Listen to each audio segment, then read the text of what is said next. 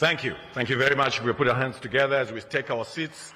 Your Excellencies, Your Majesty, distinguished heads of state and government, our vice presidents, our first ladies, honorable ministers, Speaker of Parliament, President of Senate, President of the Pan-African Parliament, ambassadors who are here, all distinguished delegates.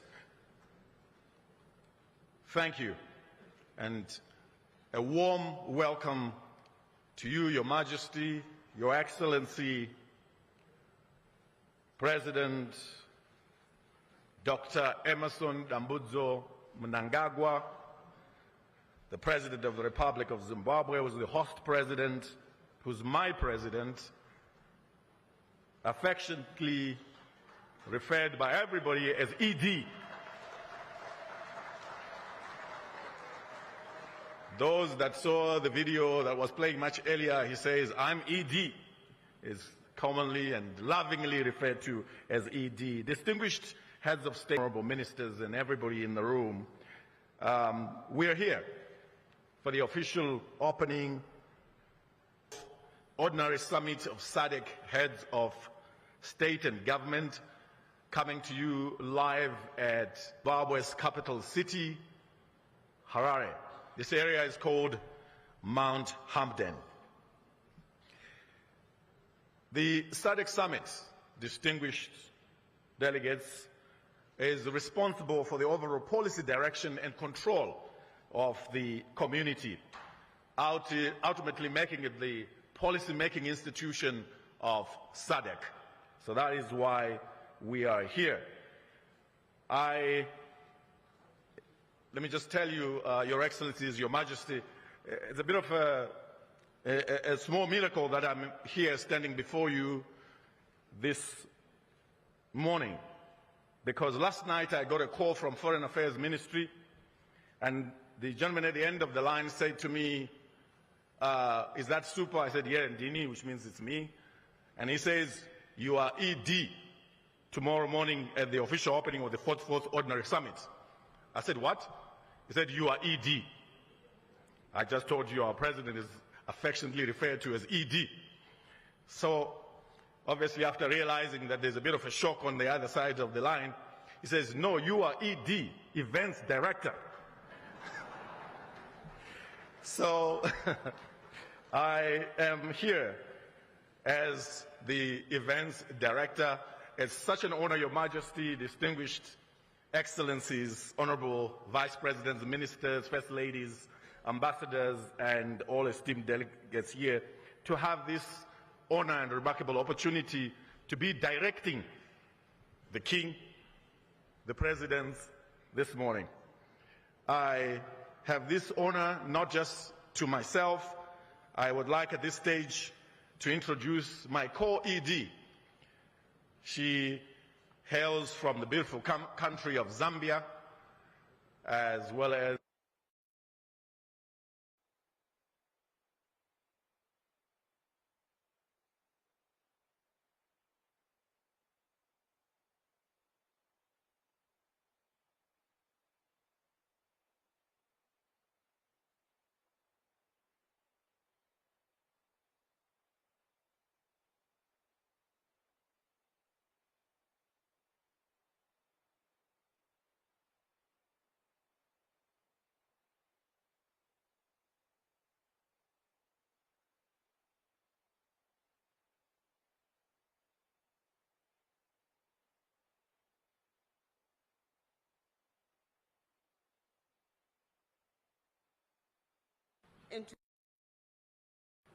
in Windhoek, Republic of Namibia. And this is why we commemorate 17th August as Sadc Day. So happy Sadc Day to you all. Allow me to introduce their excellencies and heads of states who are up here. We have His Majesty King Mswati III from the Kingdom of Eswatini.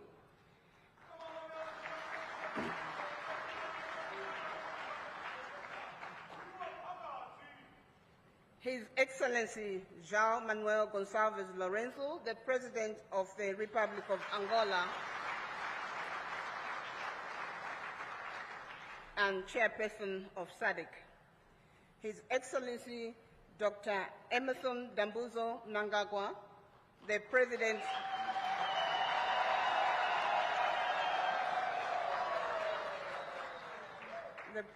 of the Republic of Zimbabwe and incoming Chairperson of Sadc.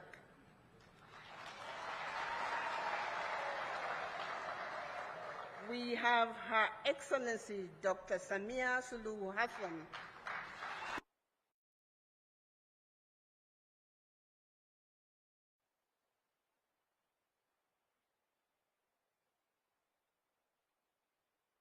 Politics Security Cooperation.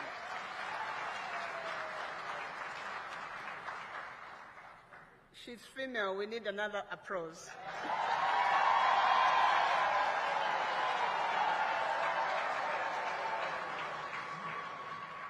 Thank you. We have from the Democratic Republic of Congo, His Excellency Felix Antoine Tshisekedi Chilombo,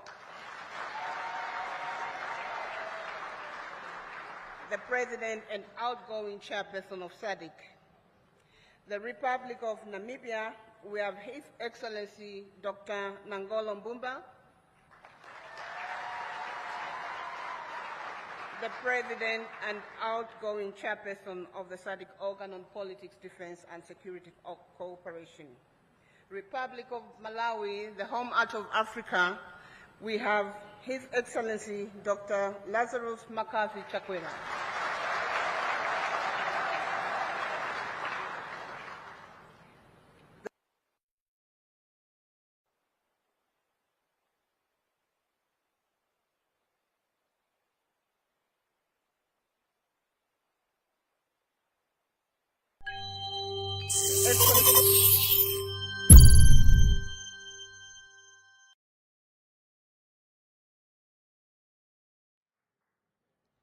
My apologies, he's not here yet, but he should be joining us. Republic of Botswana, we have His Excellency Dr. Mkwesi Kiabeswe Masisi. Republic of Madagascar, His Excellency Andri Nirina Rajolina.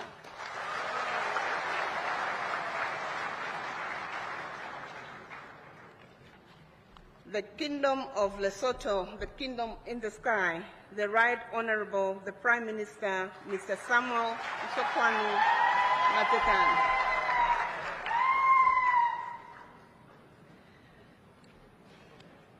The Republic of Mauritius, we have the Deputy Prime Minister, Honorable Louis Stephen Obegadi.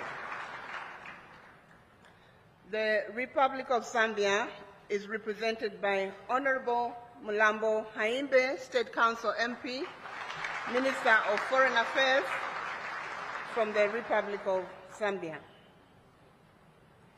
We have from the Union of Comoros, the Minister of Foreign Affairs, Mr. Mohamed Mbaye. Last but not the least, from the head of states and government representatives, we have His Excellency Ambassador Claude Morel, Special Envoy of the President of the Republic of Seychelles.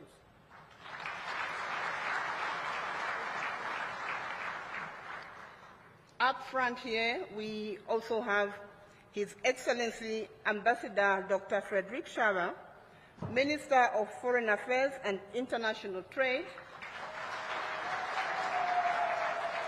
of the Republic of Zimbabwe, but also the Chairperson of the Sadc Council of Ministers. Last but not the least, up there we have His Excellency Mr. Elias Mpedi Mahosi, the Executive Secretary of Sadc.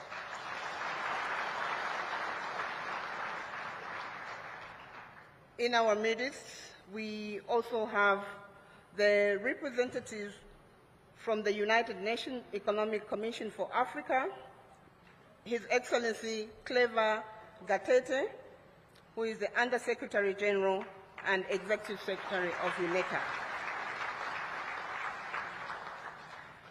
We also have our Vice President for the Republic of Zimbabwe, His Excellency Retired General Dr. Constantine Chibengwa, Vice President. Retired Colonel Kembe Mohadi, Vice President of the Republic of Zimbabwe. We also have the Speaker of Parliament, Comrade Jacob Mdenda, the President of the Senate, Comrade Mabel Chinomora. We also have representatives from the international and continental and regional organization. I won't mention them by name, but we have the President of the Arab Bank of Economic Development for Africa, BADIA. We have representatives from Africa, from the African Development Bank. We have the representatives from Africa CDC, SADC Parliamentary Forum. The First Ladies were also recognized, including Amai Mnangagwa.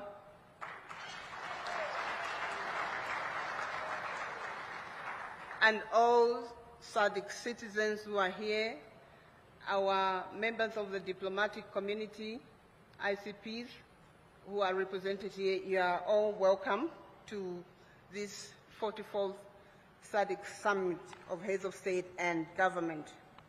Our program, we are running short, is as follows. We will start with introductory remarks from the Executive Secretary of SADC. Thereafter, we will have a welcome speech from our host president here, and we will tell you about the rest of the program. May I now invite His Excellency Mr. Elias Mahosi to come and deliver his remarks from this podium. Thank you.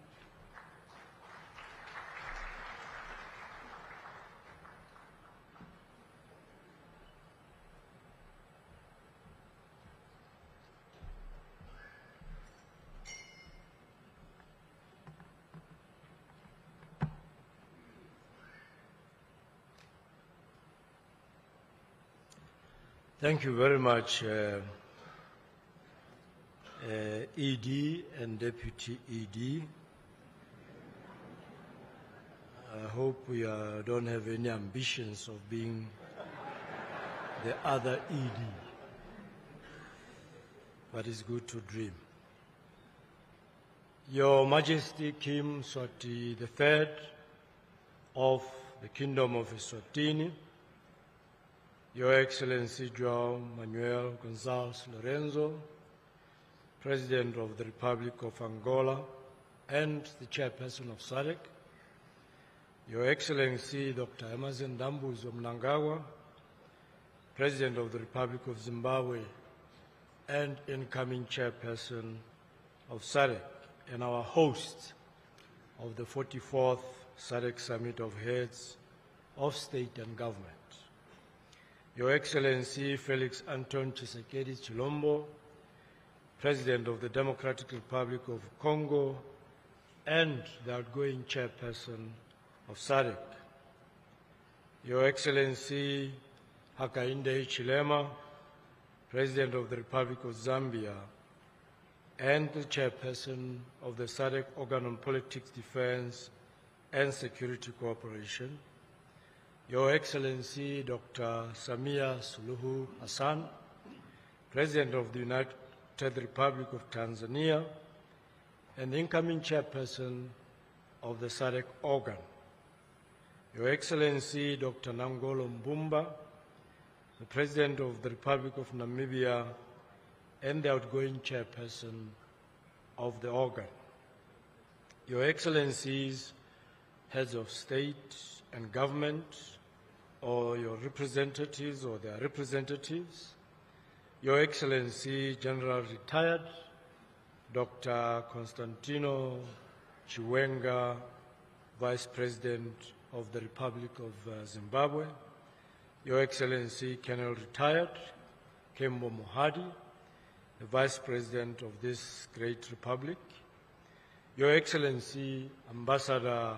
Dr. Frederick Shava, the Minister of Foreign Affairs and International Trade of the Republic of Zimbabwe, and our Chairperson of the Sadc Council of Ministers, Your Excellency Mr. Clava Katete, Under-Secretary General and Executive Secretary of the United Nations Economic Commission for Africa, Honorable Ministers and Deputy Ministers here present, Ambassadors, High Commissioners and members of the Diplomatic Corps, representatives of our partner institutions, regional, continental and international organizations, members of the Fourth Estate. Ladies and gentlemen, a very good morning, I believe. Good morning, and a happy Sadc Day to you all. The 17th. Your Excellencies, it is an honor and privilege to stand before you today to deliver the introductory remarks at this 44th Ordinary Sadc Summit of Heads of State and Government. Let me also extend my profound gratitude to the government of the Republic of Zimbabwe for graciously hosting the 44th Sadc Summit and for the warm hospitality extended to all delegations. The excellent arrangements for this summit and all preceding meetings is testament to the commitment of the government of Zimbabwe to the ideals and aspirations of SADC. Your Excellencies, the 44th SADC Summit is held under the theme Promoting Innovation to Unlock Opportunities for Sustained Economic Growth and Development towards an Industrialized SADC. This theme takes us further on a transformative journey towards industrialization, which started right here in Zimbabwe through the directive of the 34th SADC Summit to place industrialization at the core of the SADC regional agenda. The theme provides a unique opportunity to shape the future of our region and the steps we must take to accelerate progress on our industrialization agenda. To this end, the region should continue to harness the power of innovation to accelerate implementation of key regional value chains and promote technological transfer to increase manufacturing of value-added products and ultimately realize economic growth and prosperity of our region. To date, intra-regional trade stands at a very low level of about 23%, signifying that as SADC member states, we are trading more with the rest of the world than we do amongst ourselves. One of the culprits, if I can call it, driving these low levels of intra-regional trade is the usual suspect, non-tariff barriers. I think the ministers of trade would relate with this one.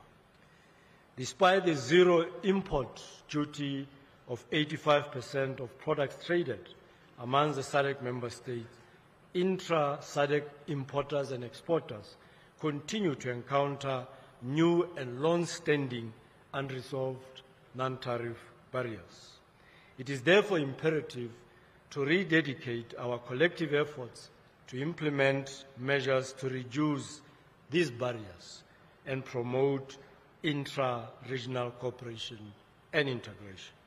The benefits of an enlarged regional market to the SADC economy and citizens cannot be overemphasized. Our collective market of approximately 389 million people and a combined gross domestic product of about US$841 billion provides an enormous potential for trade and investment opportunities as well as economic growth. In our quest to facilitate enhanced inter-regional trade within our community, your Secretariat is compiling, as we speak, information to produce a list of what we call top 10 exports and imports of SADC member states, and on what the region trades with the rest of the world. This will be used to develop strategic interventions and actions to improve access to markets within our community and to facilitate improved intra-regional trade within the region. I am hopeful, Your Excellencies, that the completion of this exercise will produce declarations on how we will trade going forward and reverse the 23%. The status quo is not ideal in my view, and we must change without delay.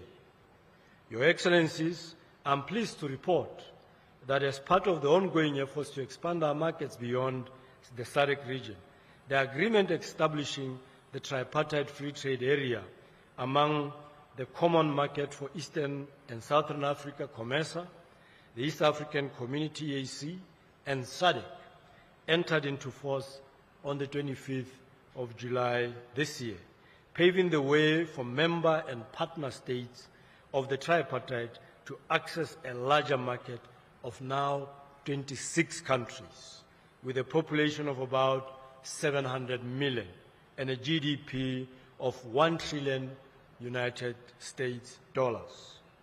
As the chairperson of the tripartite task force, I have already notified all the tripartite member and partner states about this positive development, which is a key milestone in the promotion of intra-Africa trade and enhancement of economic integration in the tripartite area. On peace and security, Your Excellencies, the SADC region continues to stand out as a beacon of hope for peace, security, and stability in the continent of Africa, notwithstanding the security challenges in the eastern part of the DRC.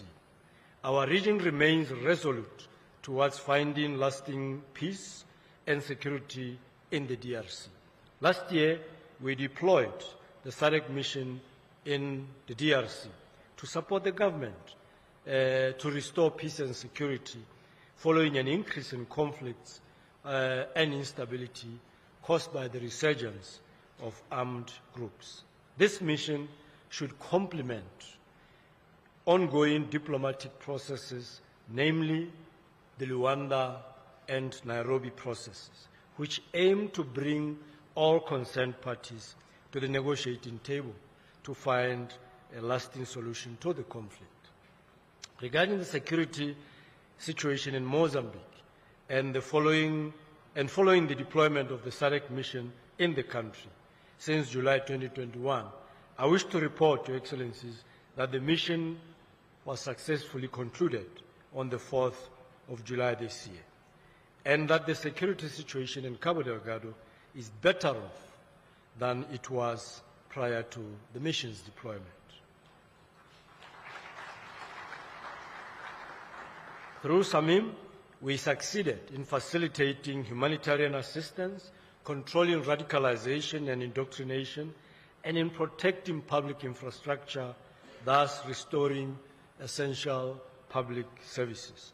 In collaboration with the government of Mozambique and other partners, the region has created a secure environment, allowing the return of over 600,000 of the 1.2 million internally displaced persons to their places of origin. Allow me to express our sincere gratitude to His Excellency President Hakainde Hichilema, the chairperson of the SADC organ, for his unwavering commitment for sustained peace and security in the region. Under his leadership, our region has taken concrete steps to foster cooperation, to consolidate peace, security, and stability, and in particular to highlight one, unlocking the levers to drive the reform process in the Kingdom of Lesotho. Similarly, I wish to thank the SADC chairperson His Excellency President João Manuel Gonçalves Lorenzo for leading the Luanda process in his capacity as the African Union champion on peace and reconciliation in Africa.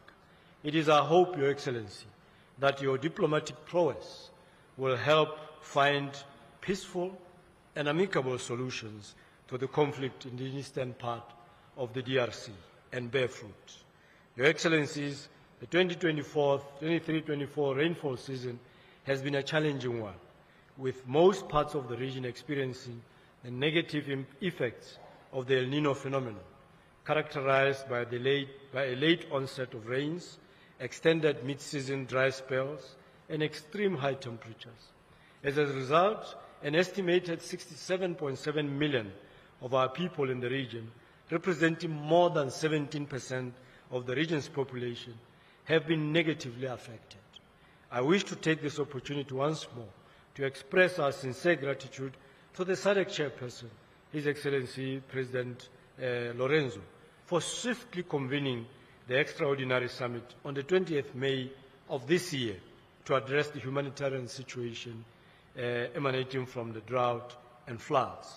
He accordingly launched the Sadc Regional Humanitarian Appeal worth approximately $5.5 billion to support the humanitarian needs and disaster response recovery of the affected populations.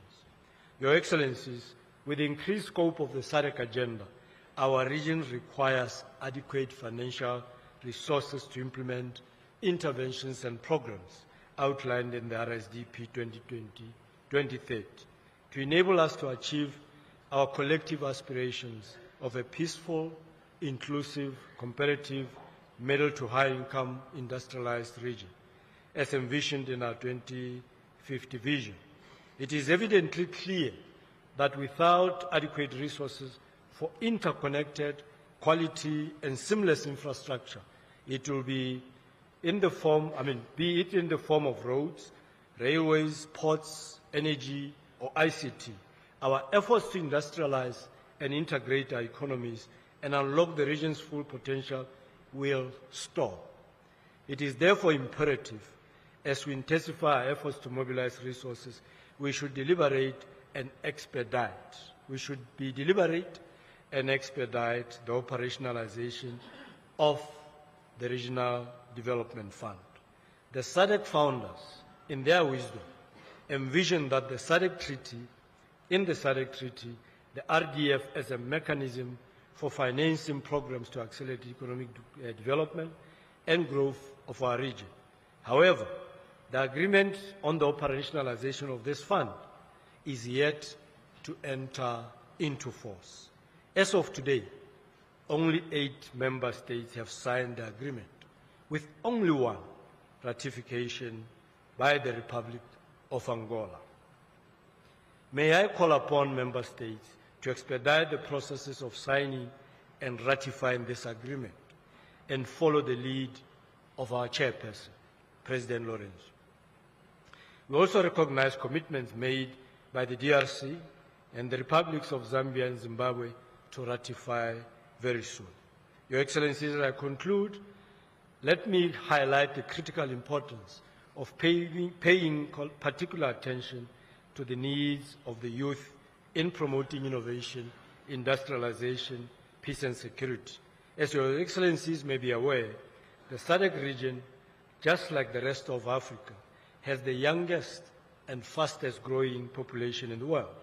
This provides a democratic dividend capable of embracing new technologies and innovation and sustaining supply of labor to drive the industrialization agenda and spur economic growth and development. We just witnessed this potential coming to life a couple of days ago at the Sadc public lecture, ably delivered by our host, His Excellency President Dr. Emmerson Mnangagwa at the University of Zimbabwe. The youth were taking the lead to innovate, to create new advancements, and simply to dream.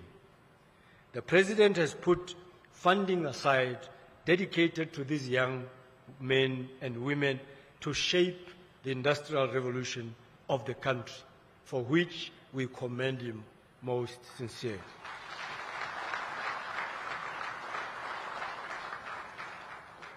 Your Excellencies, we can all learn from this initiative and possibly ignite the bigger revolution in our region. As part of the implementation of the 41st Summit theme titled Human and Financial Capital, the key drivers for sustainable industrialization in the Sadc region, which was adopted last year in Luanda, the region convenes the Sadc Youth Forum this year with calls for the region to develop public policies that encourage active youth participation in mainstream economy as well as the representation of young women in the development processes.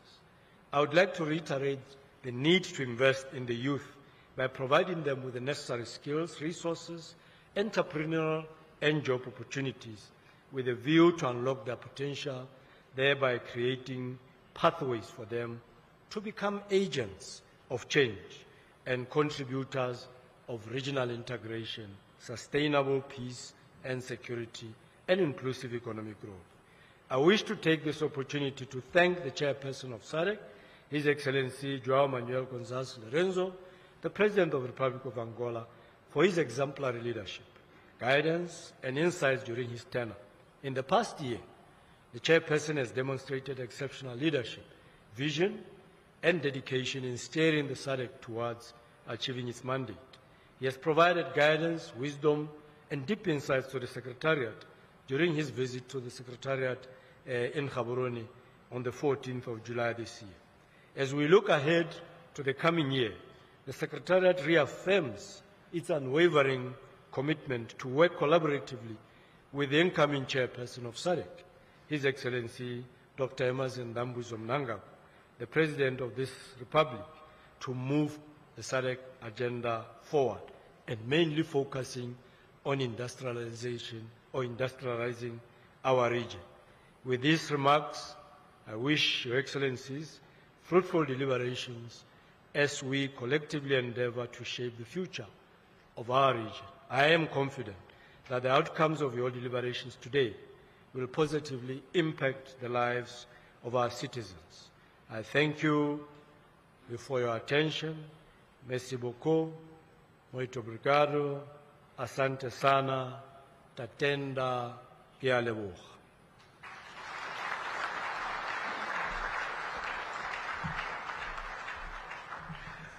Thank you, ladies and gentlemen. Another round of applause for the SADC Executive Secretary, His Excellency Mr. Elias Magosi. At any point of SADC life, the Executive Secretary comes from any of the member countries. For those who don't know, our Executive Secretary is from the beautiful country of SADC called Botswana. Your Majesty, Your Excellencies, distinguished ladies and gentlemen, please allow me to bridge the flow of the program to introduce a proud citizen of SADC, one that we are also very proud of in the region. He is the President of the Pan-African Parliament, and he is none other than Chief Fortune Charumbira.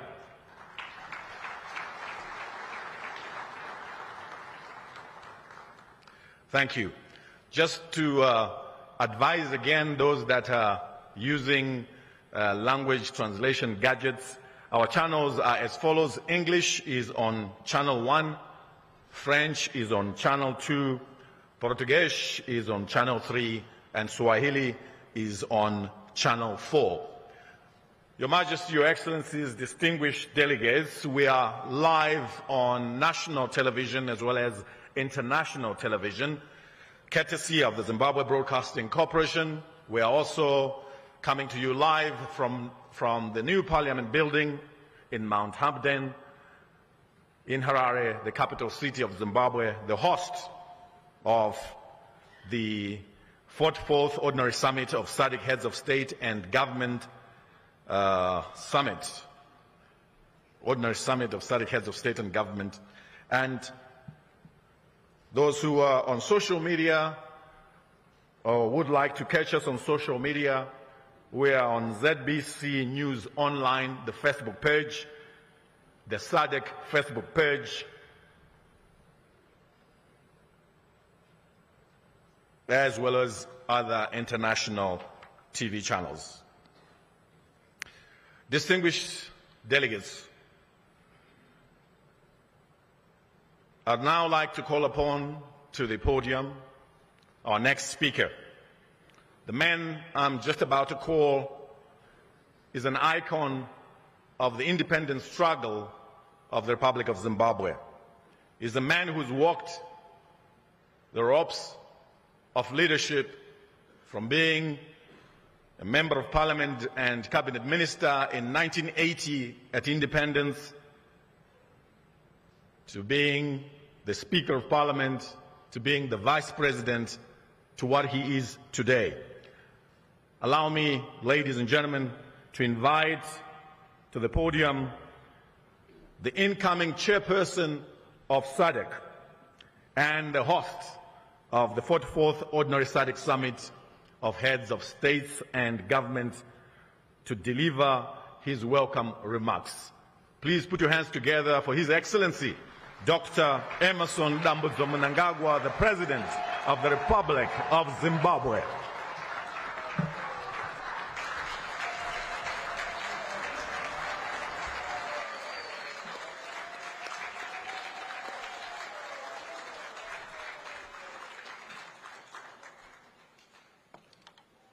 May you be seated.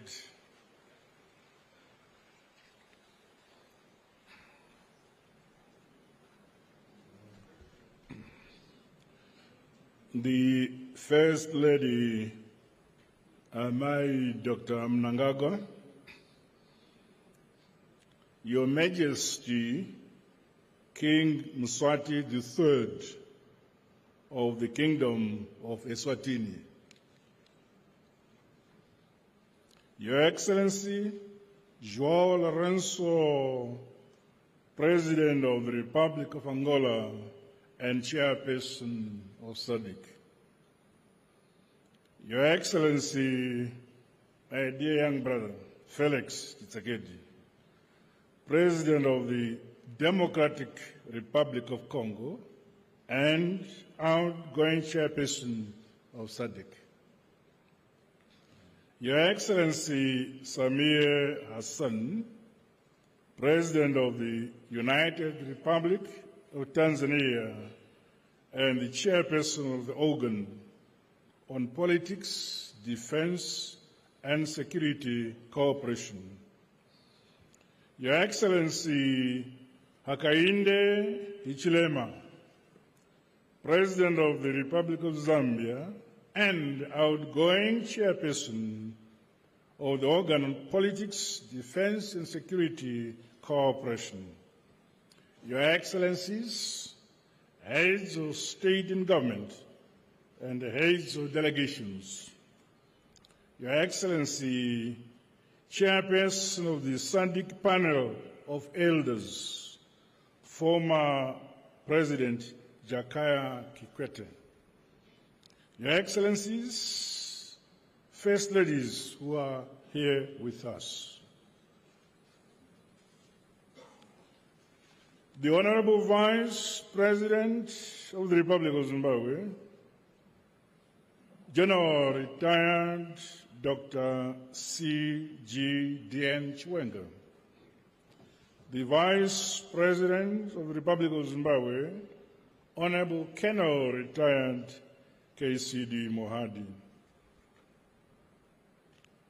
the Minister of Foreign Affairs and International Trade, Chairperson of the SADC Council of Ministers, Ambassador Frederick Shawa, Honorable Ministers and various political leaders of the Republic of Zimbabwe who are here with us, Your Excellency Elias Magosi, SADC Executive Secretary, Your Excellency Executive Secretary of the United Nations Economic Commission for Africa, Ambassador Clever Gateke, Your Excellencies, Heads of Regional Economic Communities and International Organizations who are here, Your Excellencies, members of the Diplomatic Corps, senior government officials and delegates from SADC member states, members of the media, my fellow SADC citizens, I feel greatly privileged to be addressing you all when I have been accorded the rare and huge responsibility to take hold of the reins of our revolutionary and transformative regional body, SADC. On behalf of the government and people of our country, allow me to officially welcome you, Your Majesty, and my dear colleagues, Excellencies, heads of state and government, as well as your esteemed delegations to the Republic of Zimbabwe. I trust that you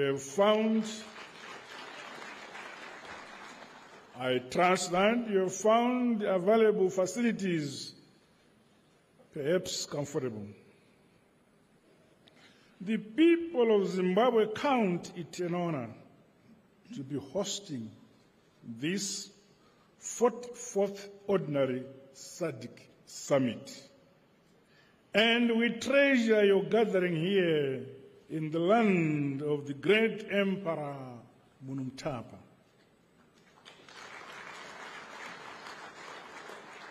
On their behalf, I'm grateful for the opportunity to personally thank you all for the many years of your unwavering solidarity, support, and unbreakable fraternal relations with the Republic and people of Zimbabwe.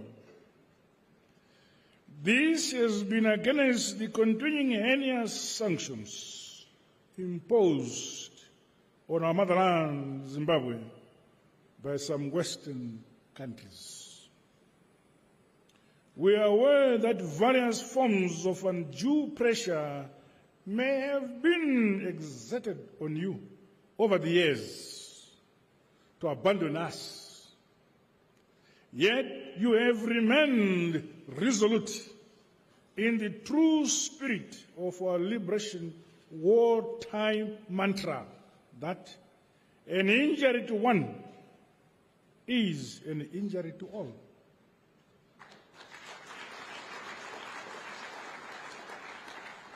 The clarity, solidarity, and unity which the SADC region has always demonstrated on Zimbabwe, as with other critical peace, security, and climate change disasters in our region, epitomizes the true Pan-African spirit envisaged by our founding fathers of our region. As the people of Zimbabwe, today we once again say thank you, thank you, thank you, SADC, for bearing with us the burdens imposed by the last 24 years of illegal sanctions imposed our country because we claimed our land. Today also marks the SADC Day anniversary. We commemorate the signing of the SADC Declaration and the Treaty in 1992 at the Summit of Heads of State and Government that was held in Windhoek in the Republic of Namibia. The historic birth of SADC ushered an era of marked transformation in the region, from a past characterized by segregation and a brutal racial oppression to the present, where we enjoy peace, security, and prosperity in our respective countries. Indeed, since its inception, SADC has enabled the integration and has improved the quality of life of our peoples. The government and people of Zimbabwe are humbled to join you, Your Excellencies, and your esteemed delegations in celebrating these milestones we have achieved.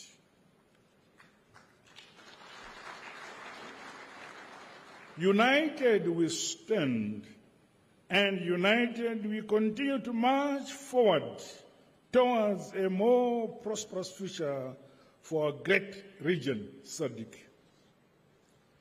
I invite you all to please find time to sample Zimbabwe's tourist attractions, traditional cuisines, and experience the warmth of the great people of Monomtapa, our great country, Zimbabwe.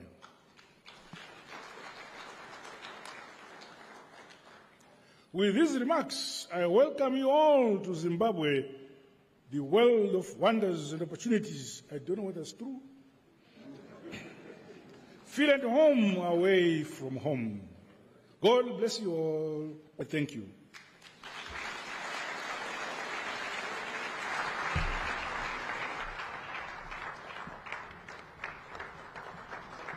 Once more, another round of applause for the incoming SADC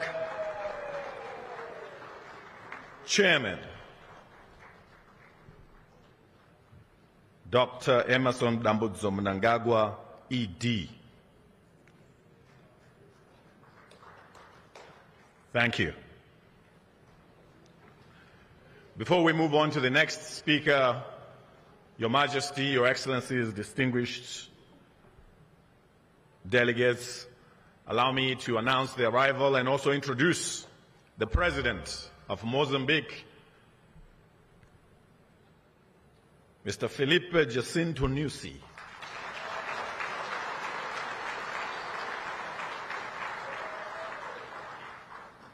Thank you, Your Excellency.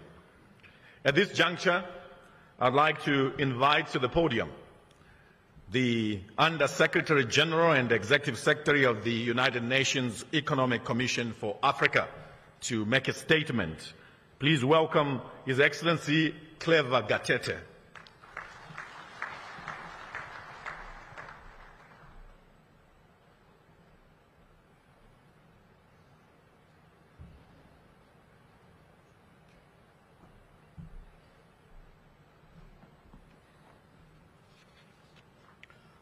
Yeah, thank you very much, ED. Your Excellency, Your Majesty King Mswati III of the Kingdom of Eswatini, Your Excellency Mr. João Lourenço, President of the Republic of Angola and Chairperson of Southern African Development Community, Your Excellency Dr.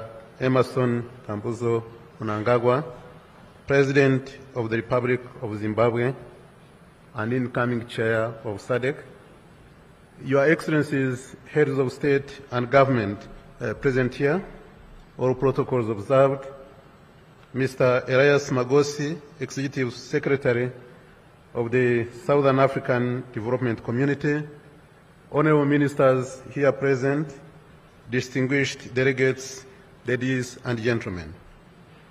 It is an honor to address the 44th SADC Summit of Heads of State and Government on the theme of promoting innovation to unlock opportunities for sustained economic growth and development towards an industrialized SADC.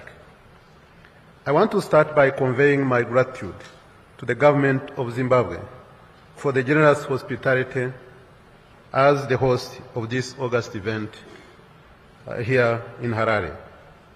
I also wish to thank the heads of state and SADC for this opportunity to deliver my inaugural address in my capacity as the Executive Secretary of the United Nations Economic Commission for Africa. Excellencies, distinguished delegates, we are meeting at a time when our continent is facing major challenges, especially financing, security, soaring debt crisis, and climate change. Sovereign debt in Africa currently stands at over $1 trillion, causing severe fiscal stress, with more than 1 in 3 countries in or at high risk of debt distress. This is also happening when long-term concession of finance, official development assistance, and foreign direct investments are declining. In addition, climate change is eroding 5% of GDP on average on an annual basis. Actually, last year for Mozambique, it cost them 15% of their GDP. These impacts are quite evident in the SADC region. That's why we're working on an African position on the reform of the global financial architecture, so that Africa's needs are taken into account at the next month's Summit of the Future and the 4th Financing for Development Conference that will take place next year in Spain.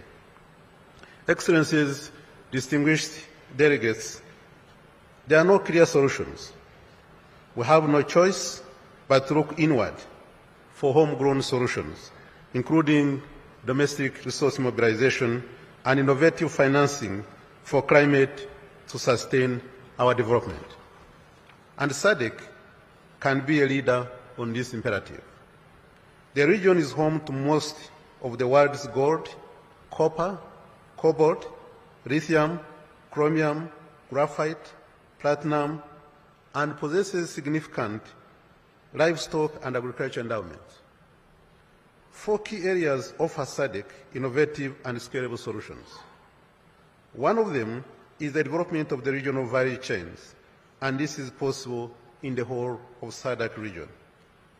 Regional agglomeration remains a ticket to sustainable industrialization because fragmented approaches will not generate the jobs we need, nor will it reduce poverty and inequality.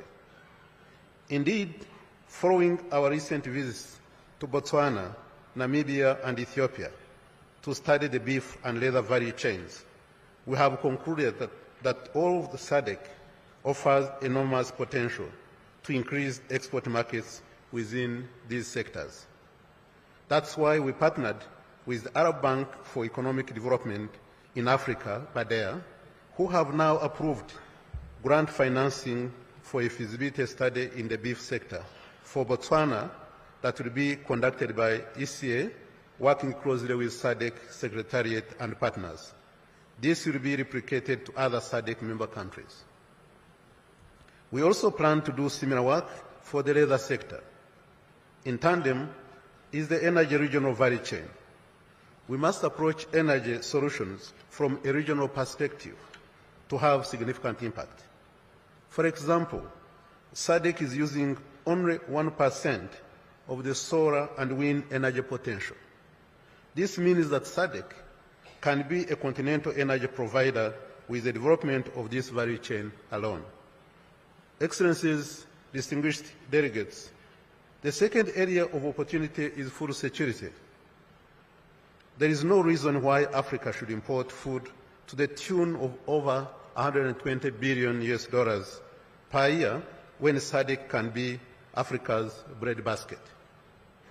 This is also why we are embarking on the establishment of the Zambia-Zimbabwe Common Agro-Industrial Park, again working with BADEA, who have also approved grant financing for a study to move forward with this initiative. I'm glad that the president of BADEA himself is here in the room with us. Thank you very much. This is not just critical for SADC, but for the whole of the African continent. Thirdly is the minerals development. Our critical minerals can deliver fair and inclusive prosperity. Our fundamentals for the agenda are stronger than anywhere else in the world. But our window of opportunity is closing. We are using our study on the DRC Zambia Electric Battery Initiative as a proof of concept that we can and should drive mineral beneficiation, and we are working on a roadmap to translate this into a reality that will allow expansion to other minerals such as diamond. Finally, we must leverage technology. Our work with Botswana on the local small stock farm shows the benefits of using smart agriculture technologies for climate change adaptation. With the right investments, we can scale up innovations like this, and not just in the agriculture sector, but in health, education, finance, transport, and many more others. ECA is now developing a platform that showcases innovations across the continent, which can be accessed by all countries. This was one of the requests by member states at our last conference of finance ministers in March this year in the beautiful Victoria Falls. This year's conference of ministers of finance, planning, economic development, and governors of the central bank is chaired by the finance minister of Zimbabwe. These, notwithstanding, significant investments and critical infrastructure development is needed to unlock these opportunities. Governments alone cannot do this. The private sector can play its part with the right incentives and de-risking mechanisms. For us at ECA, we are working closely with the African Development Bank and regional partners to enhance de-risking mechanisms that promote successful public-private sector partnerships. Distinguished delegates, ladies and gentlemen, as I conclude, let me emphasize that the impetus for rapid industrialization is not simply a question of convenience. It's a matter of absolute necessity. Homegrown solutions can help us address today's complex challenges. We are here because we believe we can do it. I'm convinced that each of the SADC member countries can be a cluster leader of innovation and breakthroughs, and ECA stands ready to partner with you on this journey. I thank you very much for your kind attention.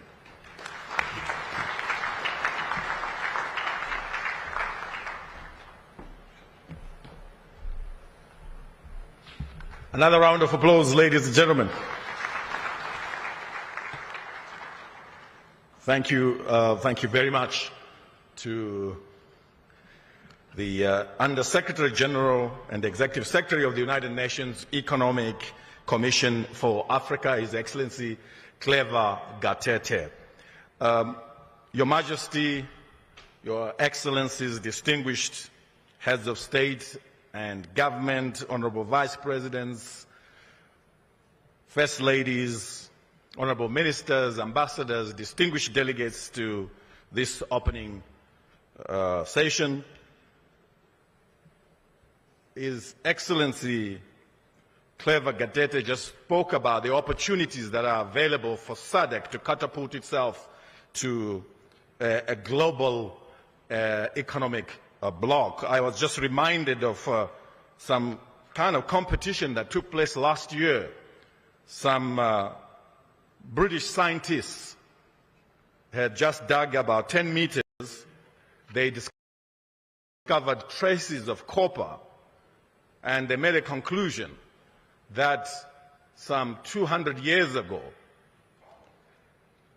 their ancestors already had a telephone network.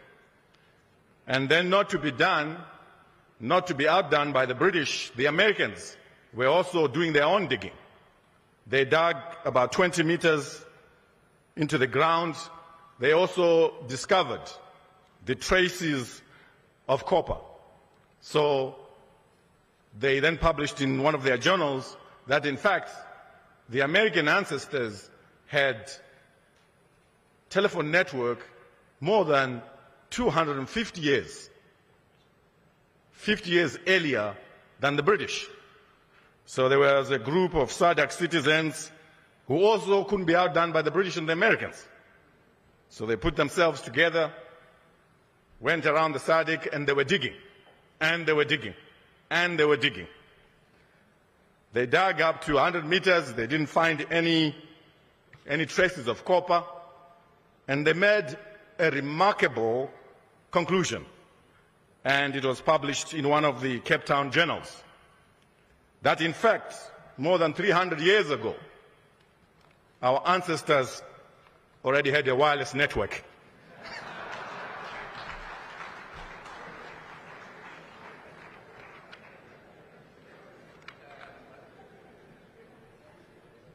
So we do have a very good foundation to start from. Distinguished ladies and gentlemen, I would like to move on with the program. And just to remind those that are watching, we are live from the new Parliament building in Mount Abden, the capital city of Zimbabwe, the host of this year's Sadc Summit. It is tradition within Sadc that a new president within the family must come forward and address the summit. So we do have a new president in our midst, and I'd like to invite him to take to the podium and address the 44th Ordinary Sadc Summit. He's doing this for the first time. Distinguished delegates, allow me to invite the President of the Republic of Namibia to come to the podium and deliver his maiden statement to the 44th Ordinary Sadc Summit. His Excellency Nangolo Mbumba, please proceed to that one that is reserved for distinguished delegates like yourself. Another round of applause is the President of Namibia. His Excellency Dr. Nangolo Mbumba walks to the podium. I thank you.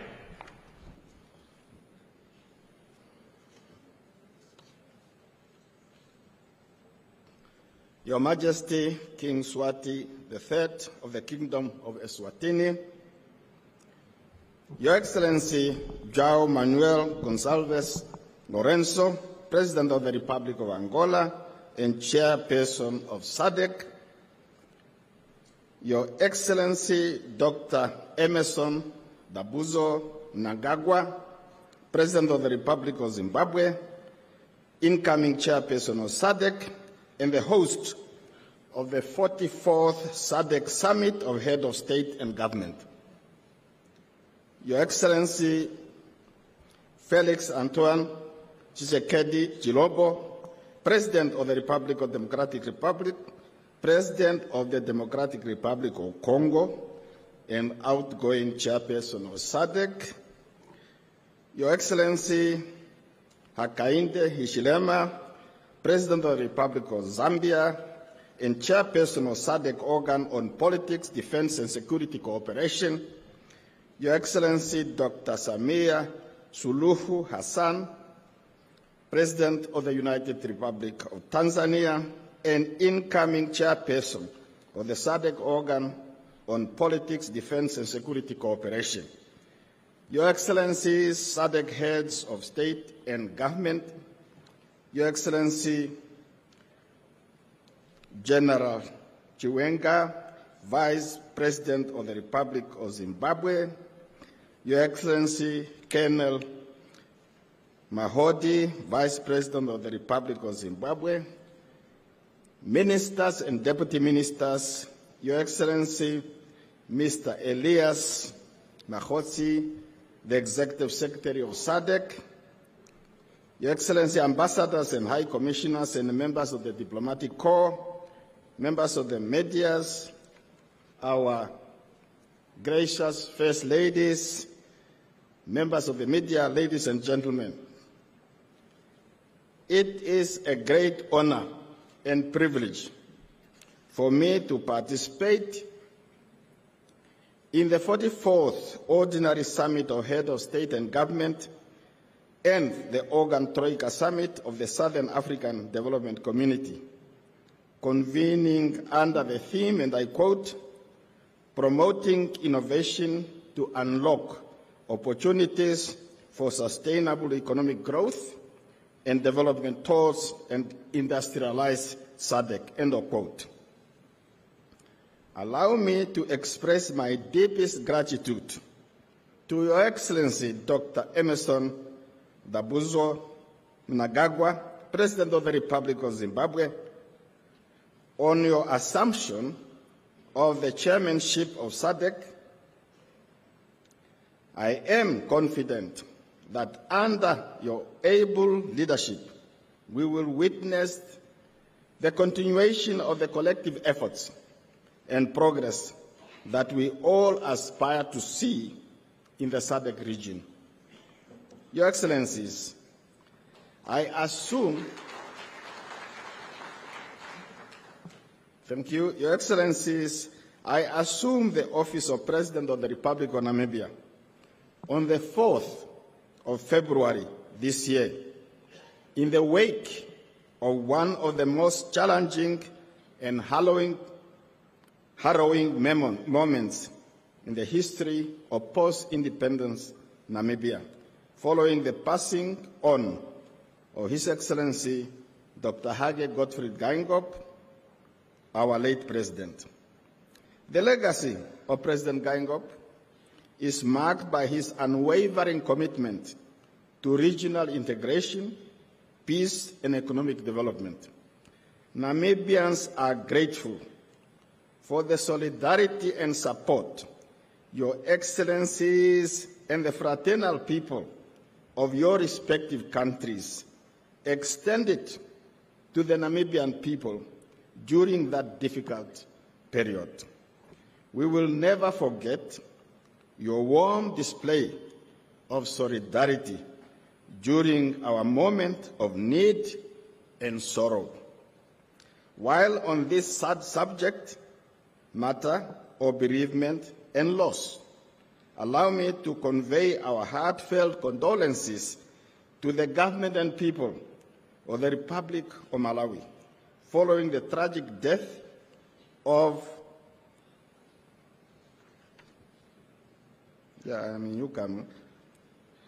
on the 10th of June this year of the Right Honorable Dr. Saulos Chilima, Vice President of the Republic of Malawi.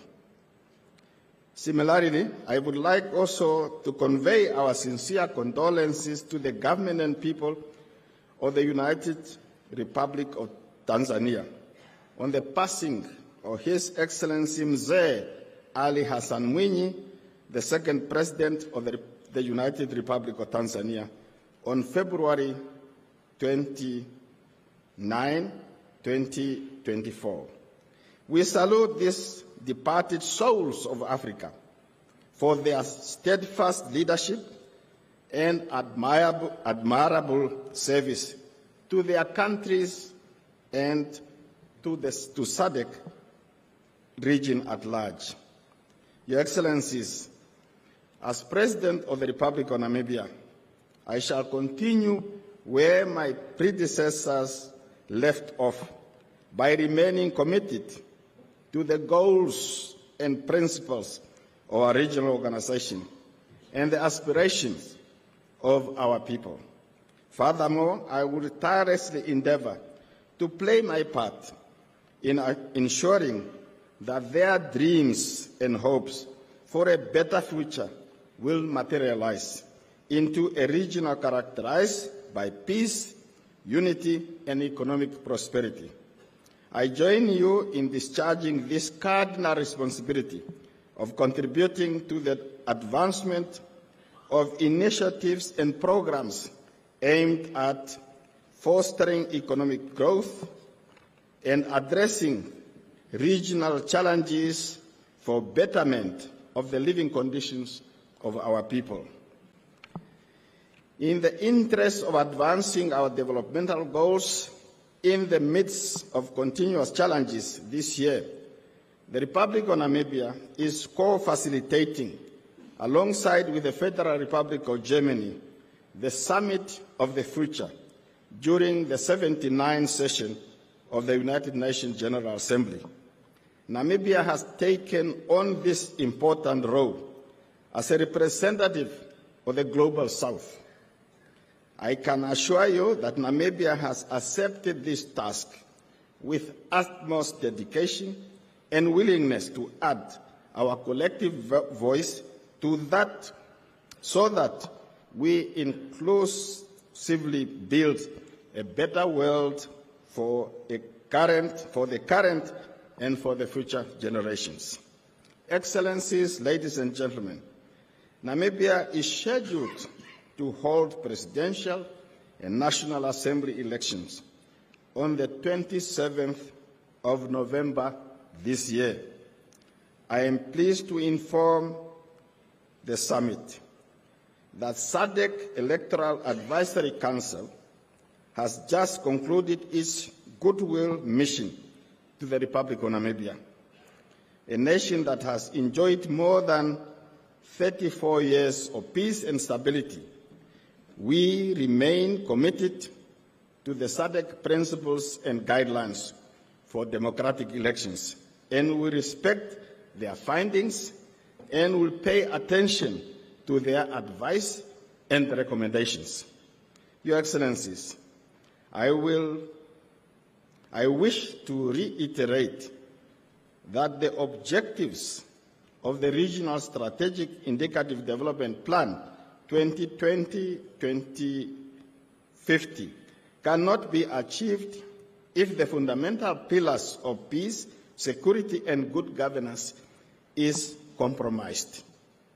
Our region is still faced with persistent security challenges in the Eastern Democratic Republic of Congo, following the resurgence of conflict and activities of armed groups, including the M23.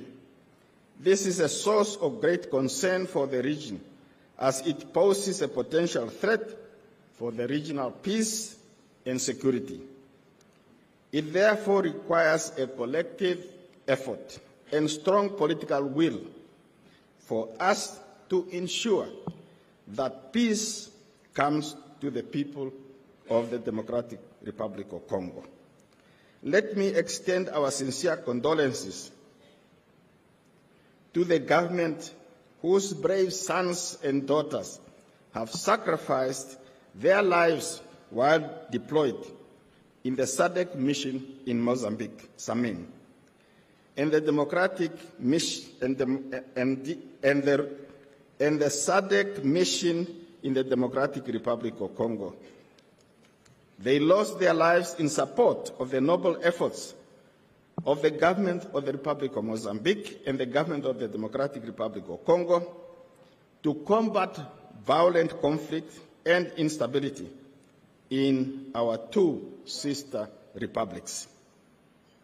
I commend all member states for providing resources and materials in support of SAMIN objective.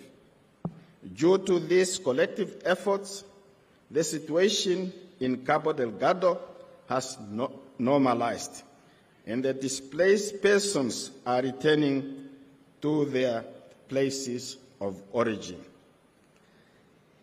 In conclusion, let me express my gratitude to our Executive Secretary of SADC, Mr. Elias Mpedi Mahosi, and the Secretariat for their commitment to serve our organization and the people of our region. I wish as well all fruitful deliberation as we collectively seek to improve the lives of our peoples and set the future of our region on a trajectory of democracy, peace, and stable development. Asante sana, merci beaucoup, muito obrigado, and I thank everybody else.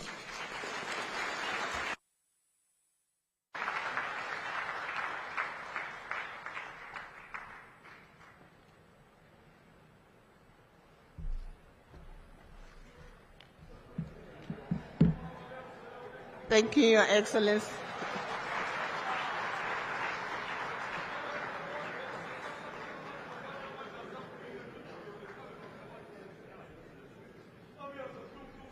Thank you, Your Excellency. At this point, we are now going to witness the winners of the SADC Media Awards competition, essay competition, secondary school essay competition, and SADC Tertiary Institution essay competitions. These are among our activities aimed at enhancing awareness of SADC. So I will begin with the winners of the secondary school essay competition, who were writing on the theme, on the topic, how can human and financial capital drive industrial development in the SADC region? This was in line with the 43rd SADC Summit theme. So for the third prize, the winner is Lompo Mokena from the Kingdom of Lesotho.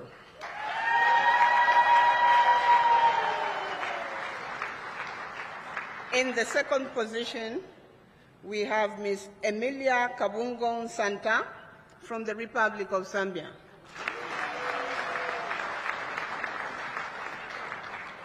The first prize goes to Mr. Lekoko David Santi from the Kingdom of Lesotho.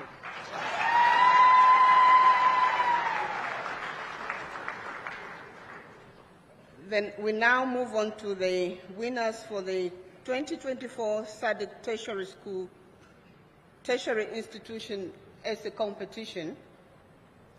Again, in the third position, we have Mr. Nswaki Susan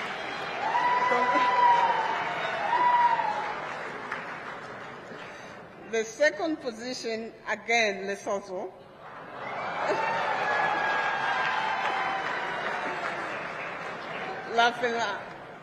And the first position goes to Republic of Malawi, Mr. Daniel Kawonga. We move on to the 2024 Media Awards winners. I'll start with the television category. In the second position, we have Mr. Henani Korea, Republic of Angola.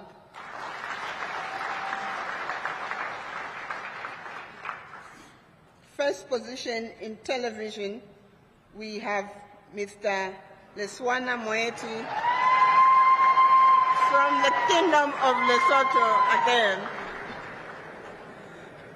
Print category, in the second position, we have Mr. Joseph Banda, Republic of Zambia. The first position, print category, we have Ms. Deborah Musanyare Matavu, Republic of Zimbabwe. Photo category, first prize, Republic of South Africa, Ms. Fikile Nectar Marakara. First position in the photo category, Republic of Zimbabwe, Mr. Hunda Kudakwashe. Radio category, second prize, Republic of South Africa, Mr. Benjamin Moshatama. And the first prize, radio, last but not the least, again, Kingdom of Lesotho. Mr. Leswama Moeti, we would like to congratulate the winners of this competition. Thank you.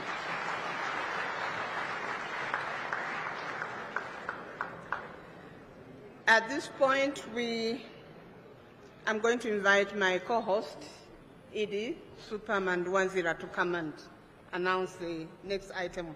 Thank you. Thank you very much to Barbara Lopi, all the way from Zambia, and working for the SADC Secretariat in Botswana. I'm very proud to be a citizen of SADC and to be associated with the Lesotho. Especially after they scooped a lot of prizes. Please give the winners another round of applause.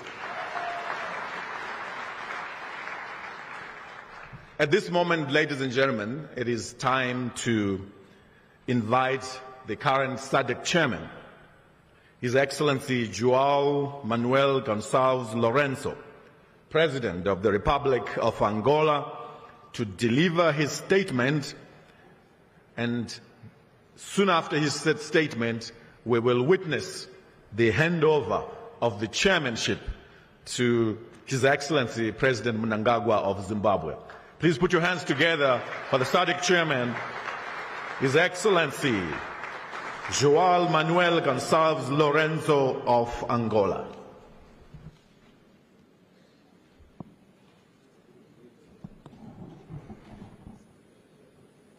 Sua Excelência Emerson, Your Excellency Emerson Mnangagwa, President of the Republic of Zimbabwe and incoming chairperson of SADC and the host of the 44th SADC Summit of Heads of State and Government. Your Excellency Hakainde Hichilema, President of the Republic of Zambia and chairperson of SADC Organ on Politics, Defense and Security Cooperation. Your Majesty King Mswati III, Your Excellency Samia Suluhu Hassan, President of the United Republic of Tanzania and incoming chair of SADC Organ on Politics, Defense and Security Cooperation. Your Excellency Felix Antoine Tshisekedi Chilombo, President of the Democratic Republic of Congo and outgoing chairperson of SADC. Your Excellency Nangolo Mbumba, President of the Republic of Namibia and outgoing chairperson of the SADC Organ on Politics, Defense and Security Cooperation. Your Excellency, heads of states and government of SADC and their representatives. Your Excellency Clara Gatete, Executive Secretary of UNECA. Your Excellency Akimwini Adesina, Chairperson, President of the Africa Development Bank. Your Excellency Frederick Chava, Minister of Foreign Affairs and International Trade of the Republic of Zimbabwe and Chairperson of SADC Council of Ministers. Your Excellency Elias Mahosi, Executive Secretary of SADC, distinguished members of the Diplomatic Corps accredited in Zimbabwe, ladies and gentlemen.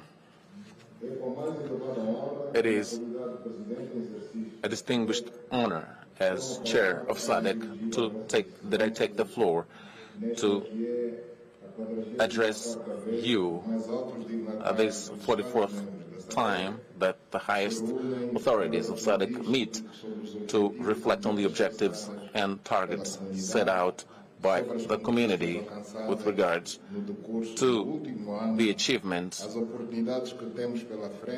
achieved last year and the opportunities we have, as well as the challenges that we have to surmount as a collective.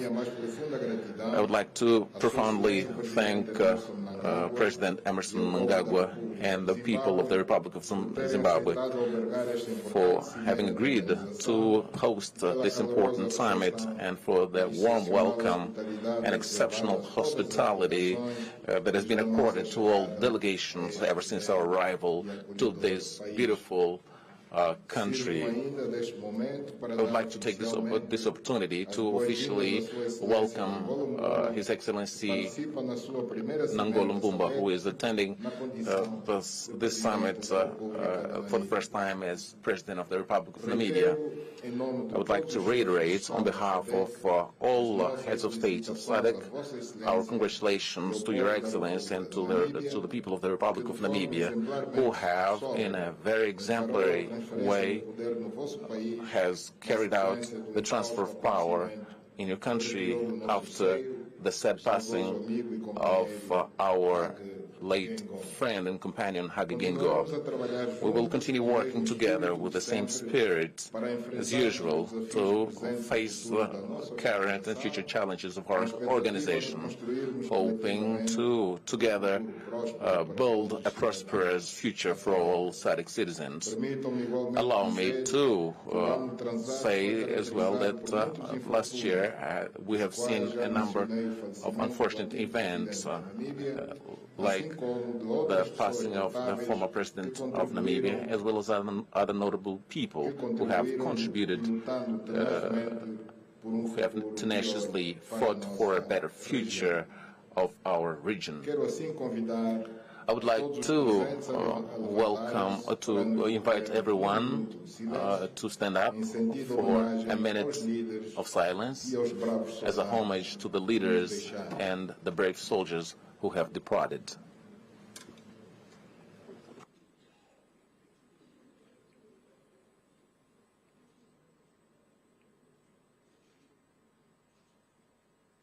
Muito obrigado. Thank you very much. Your Excellencies, ladies and gentlemen, it's been exactly 1 year that the Republic of Angola took the chairmanship of SADC with the commitment of proceeding with the industrialization agenda that has started on the 44th summit of SADC held here in Zimbabwe, when the organization took the bold decision of placing industrialization at the center of its regional integration agenda, and with the drafting of the strategy and roadmap for SADC industrialization. To spur on this agenda, the summit adopted the theme Human Capital, Key Drivers Towards Sustainable Industrialization of SADC region. Since one of our major objectives is the skills that allow for access to jobs and allow for our region to be ready for the challenges of the fourth industrial revolution.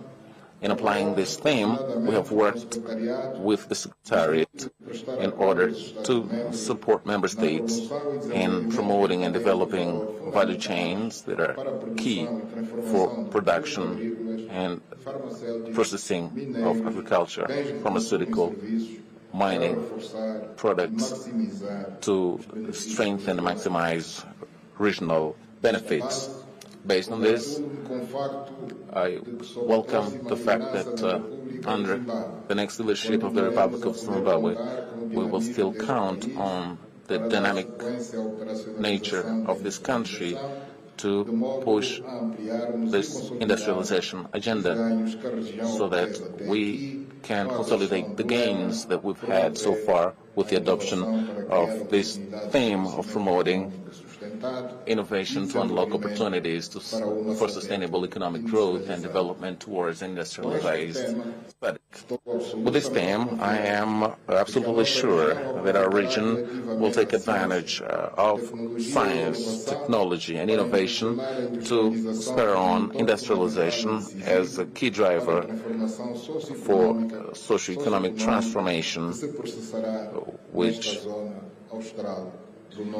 will be seen in this southern part of Africa. Since human resources are key for the development of these value chains and for an industrialization, a sustainable industrialization, our region has had some significant progress in operationalizing the SADC University in order to develop and maintain human capital to meet the technical and technological needs of our efforts aimed at industrialization. On the other hand, I would like to state that currently our region has a deficit in terms of infrastructure financing, well over $30 billion US. So we need to proceed as fast as possible in operationalizing the Regional Development Fund, which was one of the major objectives of the chairmanship that is ending today, in order to support industrial development, social and human development, as well as the development of infrastructure, so that we can sustain the development of our region. I would like to take advantage of this opportunity to appeal to the private sector, financing institution and ICPs to join us and support with resources the implementation of some of our regional projects that are key and cover strategic areas which are in the Regional Indicative Development Plan for 2020 to 2030. Your Excellencies, ladies and gentlemen, under the development to support regional integration, during the chairmanship that ends today, our region has seen considerable progress in the energy, transport, water resource, shared water resources, ITC, and weather. Based on this, I think it is important to state that Sadc region currently has 86% of mobile network coverage, which is very close to the 95% objective for 2030. The internet coverage is estimated at 54%, meaning more than half of our population has access to this form of communication. All this is a result of the dynamic collaboration between the member states who have organized themselves to invest in digital infrastructure and reduce service costs in these areas and promoting digital literacy. With regards to energy resources, it is important to ensure in our region access to energy at reasonable prices, so we can spur the industrialization and create more opportunities in the region. A population with access to electricity, was way below the levels that have been set as objectives. In some member states, it was possible to get to 100% access, but there are others where we had, unfortunately, less than 20%. It is important to highlight that the power generation capacity in most member states of our region does not meet the needs since 2008, except Angola, Mozambique, Tanzania, where in April 2024 there was a surplus of energy when compared to the current consumption of energy in these countries. Access to this surplus has not been possible due to the low expansion of transmission networks and lack of interconnectors for all that can connect all member states of the region. Taking into account the low access to these resources, to this resource, which is energy, our region needs to continue investing in energy infrastructure to increase production,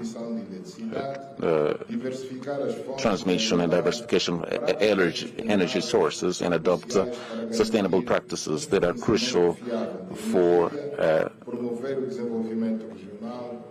a proper supply of energy, promote economic development, and build a more prosperous Sadc region.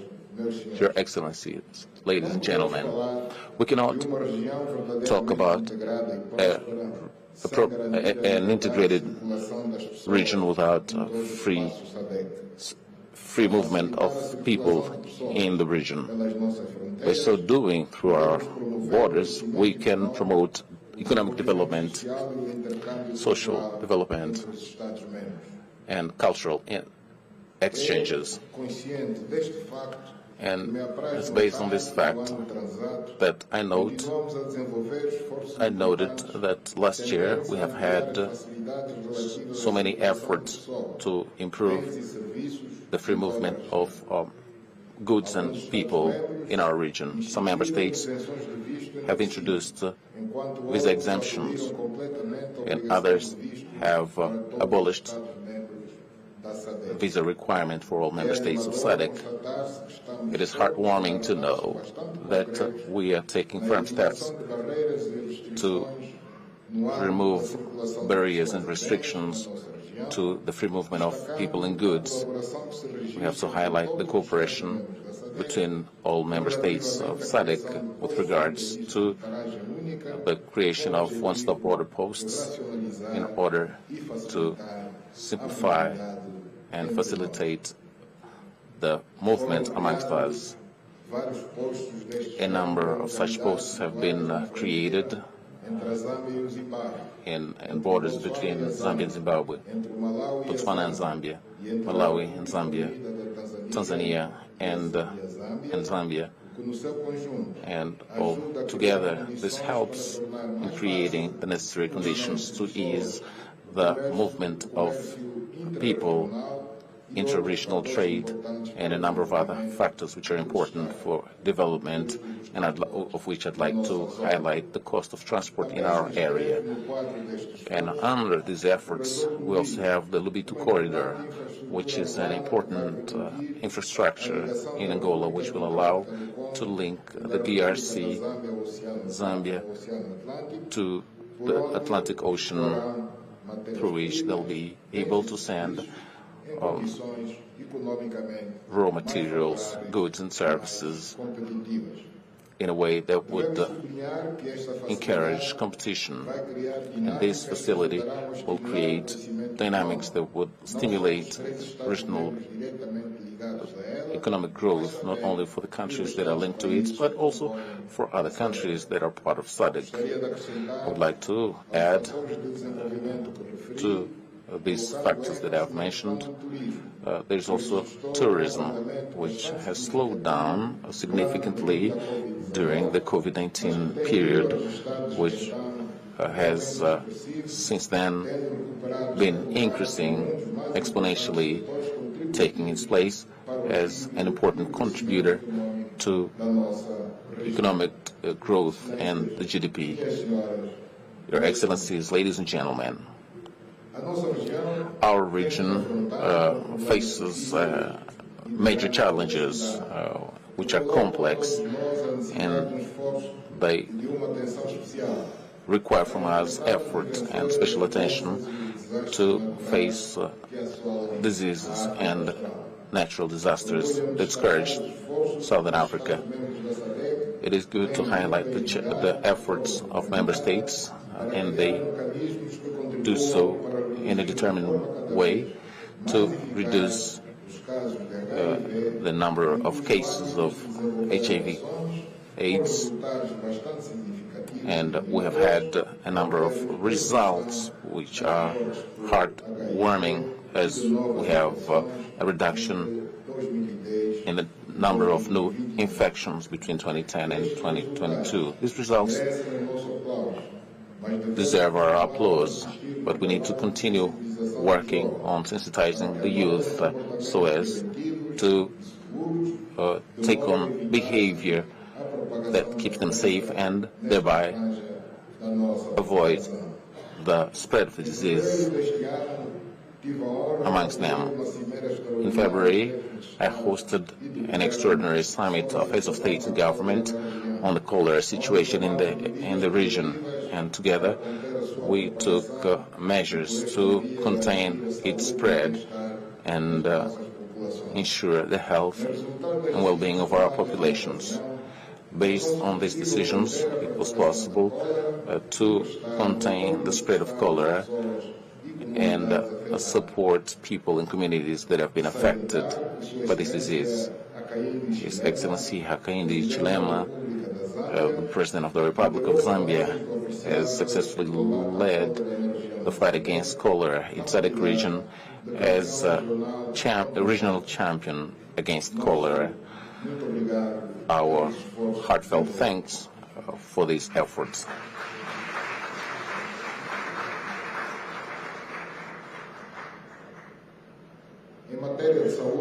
With regards to health, I would like to also highlight the fact that we also had success that's noteworthy in the fight against malaria, and the incidence rate has reduced significantly.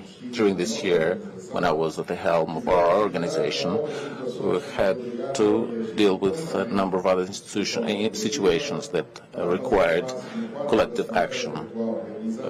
And we've held a virtual May in virtual summit in May on natural disasters, which implies prioritizing infrastructure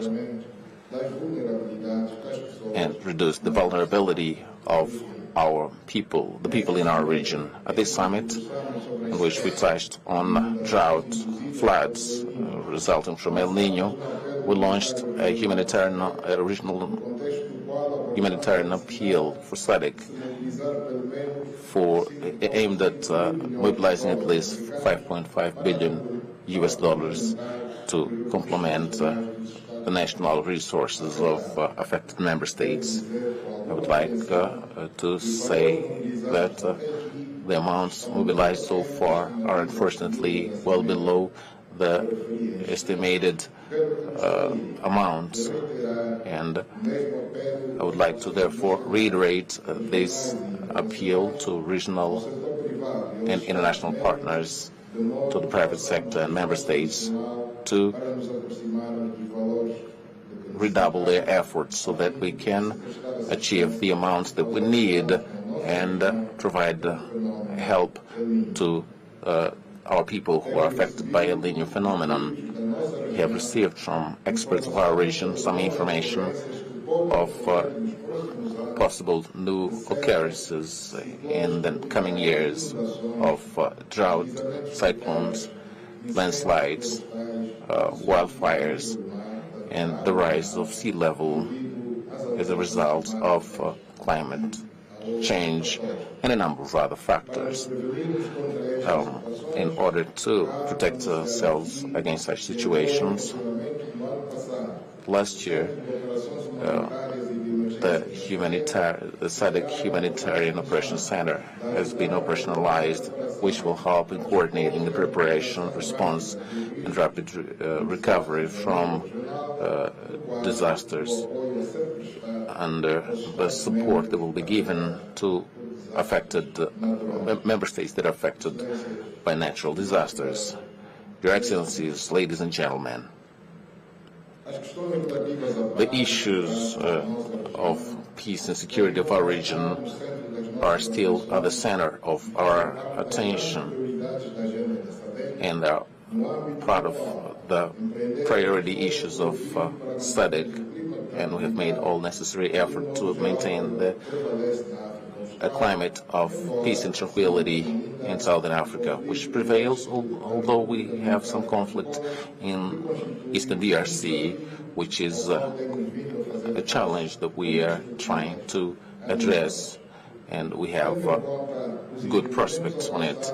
Taking into account the understandings that the agreements that have been reached in this region between the DRC and Rwanda from the 8th of August, we will work towards the negotiation and the signing of a definitive peace agreement. The Republic of Angola, as a mediator, has submitted to Rwanda and the DRC a draft peace agreement, which is being reviewed by the two countries, and it will be discussed and negotiated between ministerial delegations of the Republic of the DRC and Rwanda as from the 20th August 2024 in Luanda.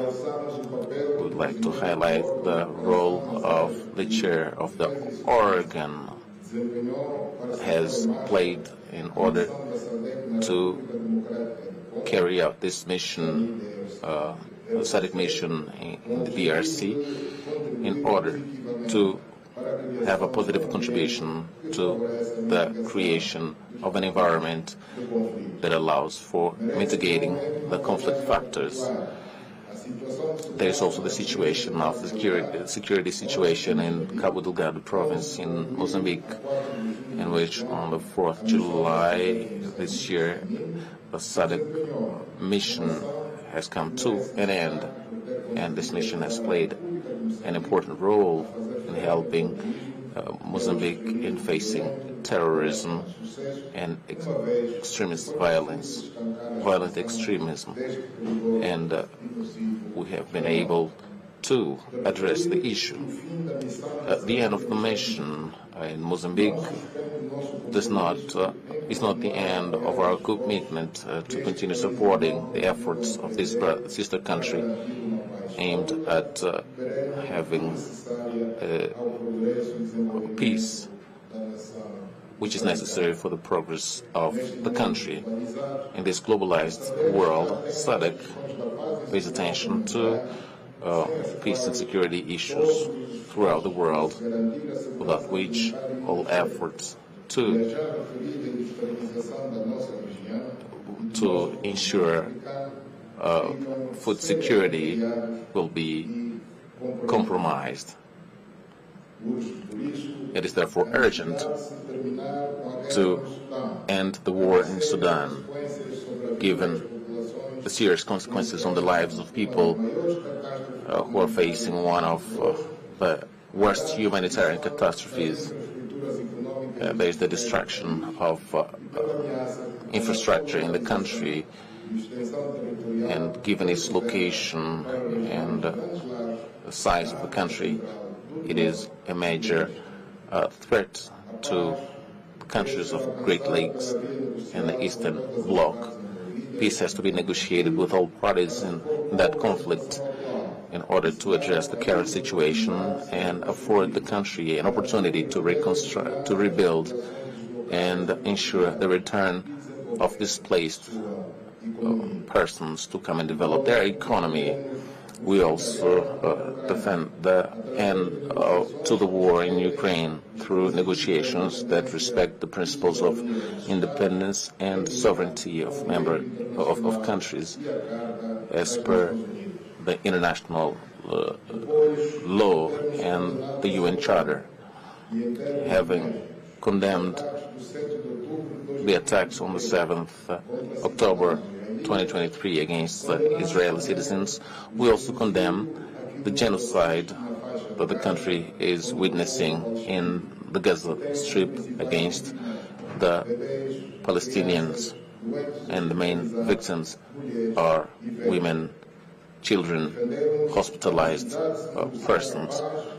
There's a need to negotiate peace, to end the war, free Israeli hostages, and Palestinian prisoners as per the terms set out by the UN to end this conflict, which drags on for years, since the 50s. That was last century. Your Excellencies, ladies and gentlemen, I would like to take this opportunity to underline the role of Sadc in building the basis for regional integration. And there's been effort to promote socio-economic development of all its 16 member states.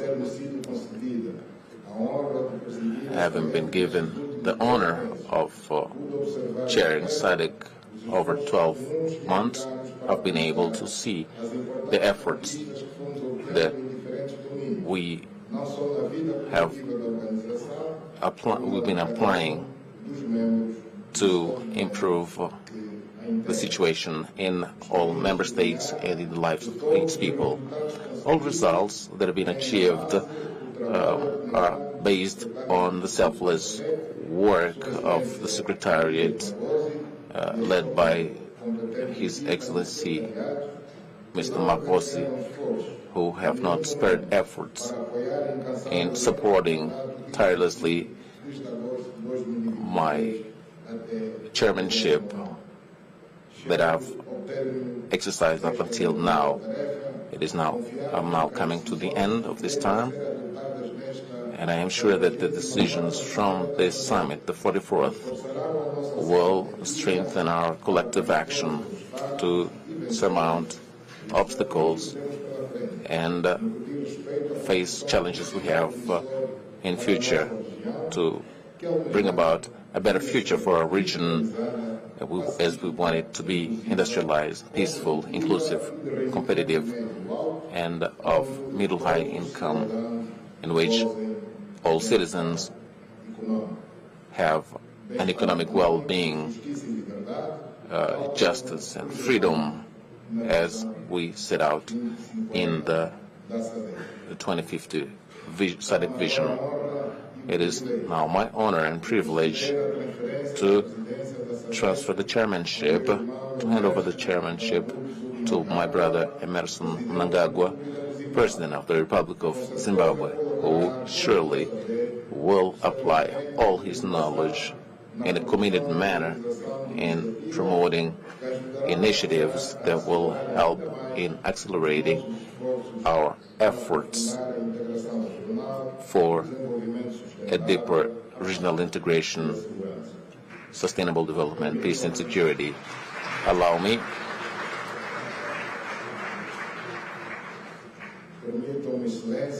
Your Excellencies to invite His Excellency Emmerson Dambuzo Mnangagwa, the new chairperson of Sadc, to come for the official handover ceremony. Thank you very much to everyone.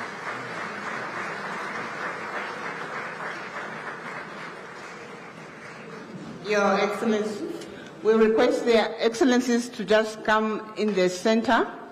We are now going to witness the handing over of the chair from the Republic of Angola to the Republic of Zimbabwe. And the chairperson, Republic of Angola, His Excellency, Mr. João Manuel Gonçalves Lourenço, is going to give the chairpersonship pin to His Excellency Dr. Emmerson Mnangagwa.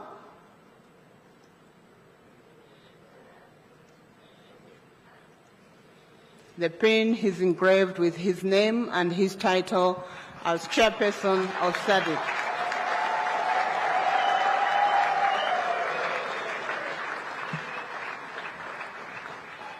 In addition to the pin, he's also going to hand over the gavel.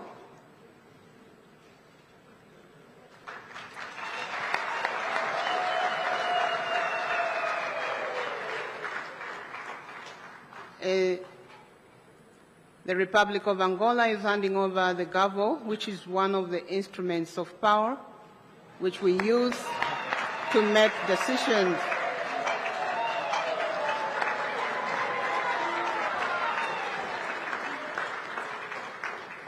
May I ask President Mnangagwa to just show the audience that indeed he has received the gavel? Thank you.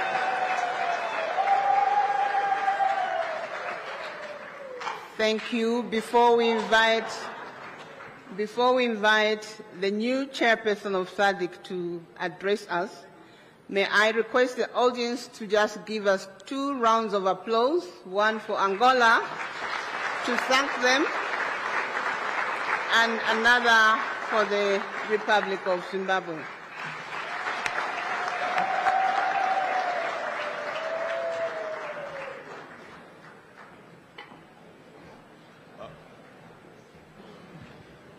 Beautiful. Another round of applause, ladies and gentlemen. It's a deserved round of applause. We just witnessed a smooth handover of power. Let me, at this juncture, distinguished delegates, Your Majesty, distinguished heads of state and government, our honorable vice presidents, our first ladies, Speaker of Parliament, President of the Senate, President of the Pan-African Parliament, members of the Diplomatic Corps, and all esteemed delegates, allow me at this juncture to now invite the newly minted Chairman of SADC, His Excellency, His Excellency President Dr. Emmerson Dambudzo Mnangagwa, the President of the Republic of Zimbabwe, to make his acceptance speech.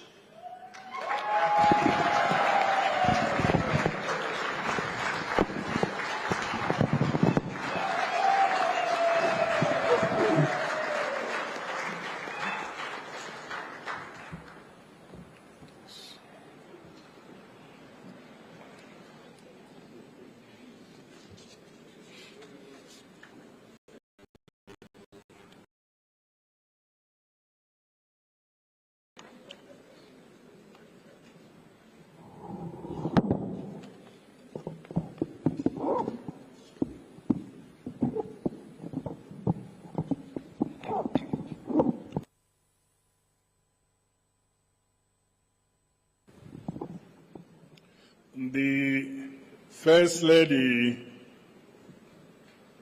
Amai Dr.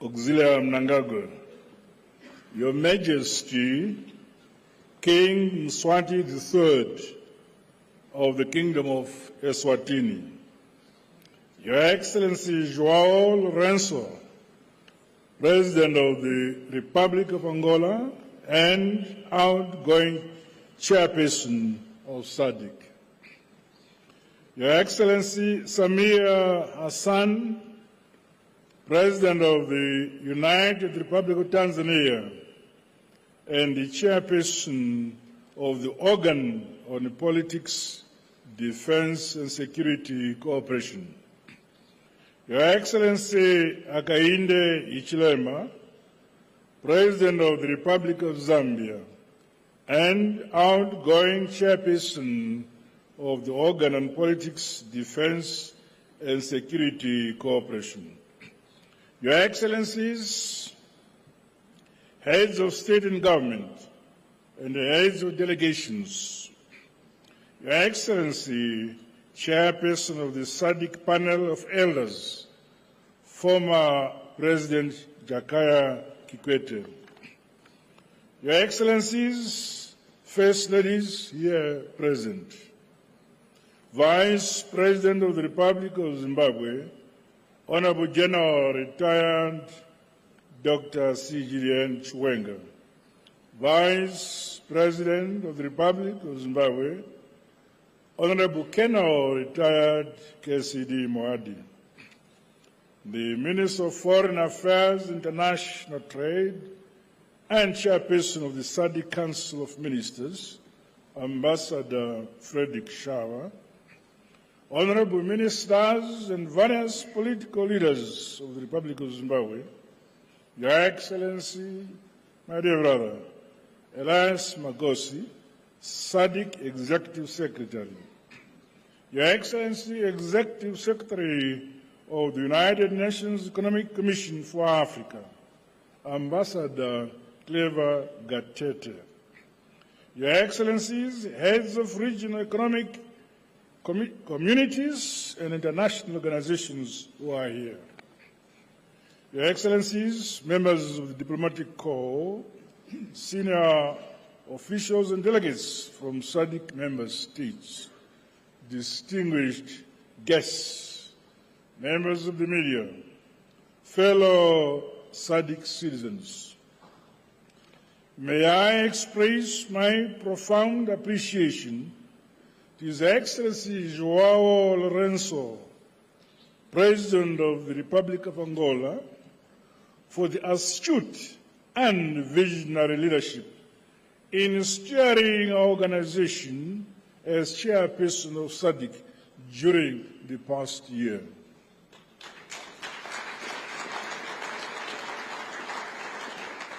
We heartily commend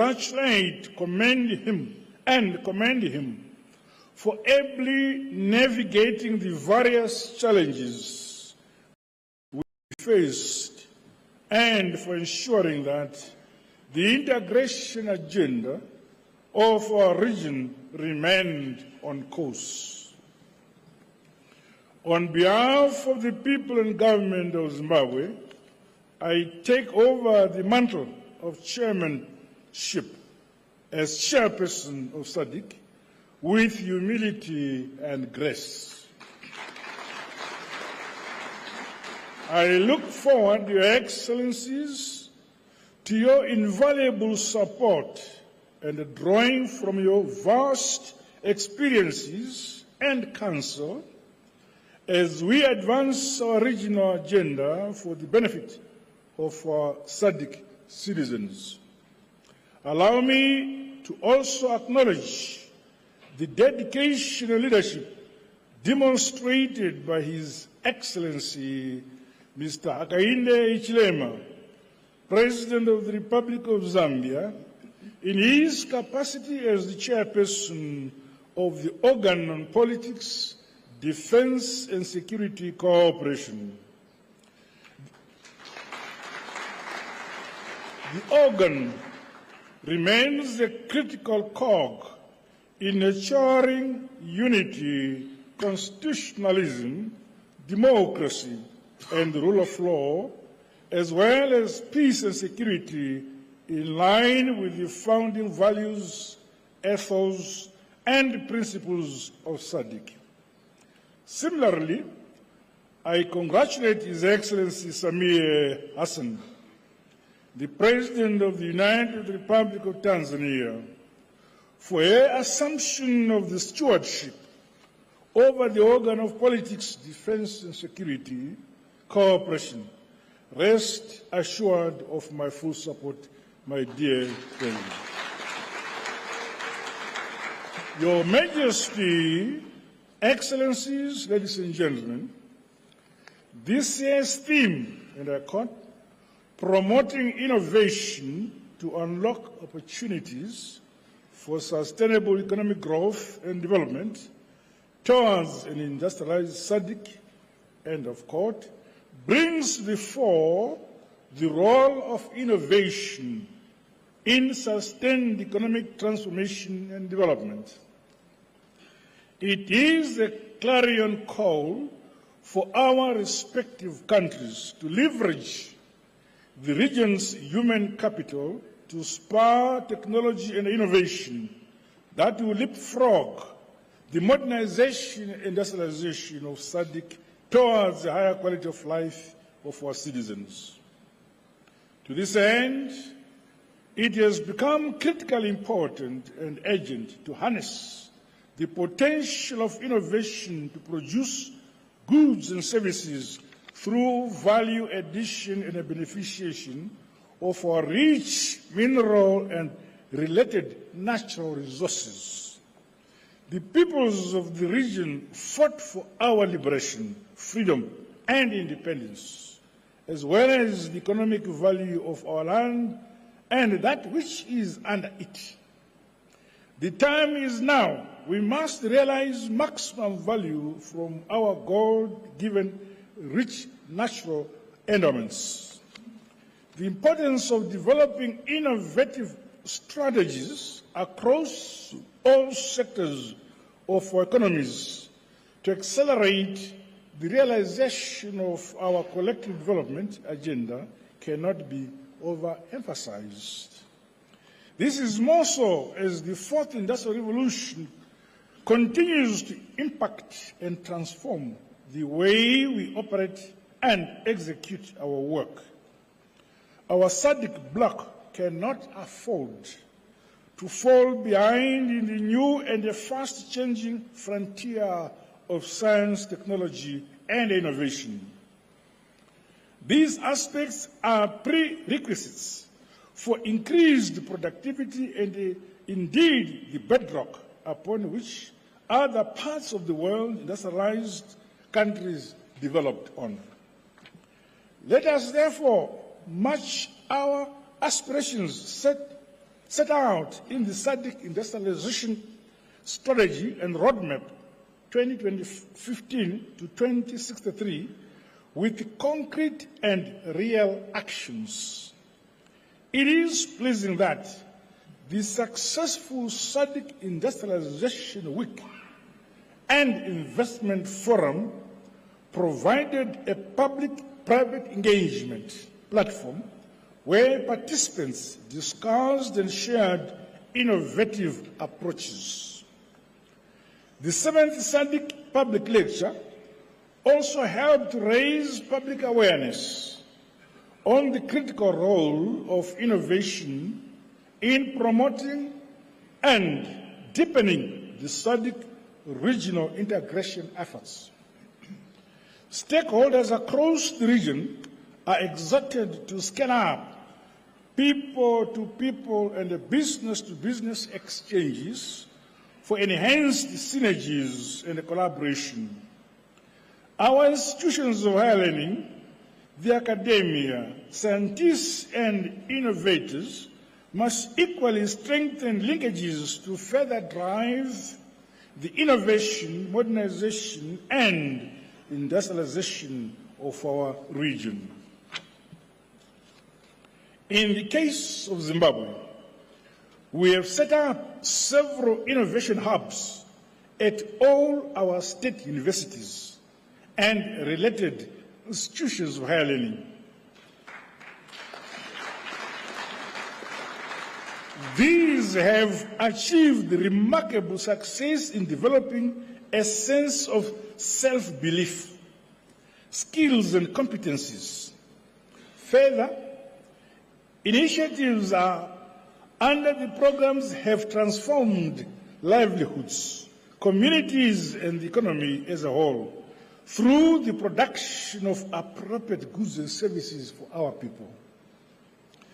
The need to ensure that our youth and entrepreneurs, including women, fully embrace the technology and innovation revolution should be one of our key priorities in the region.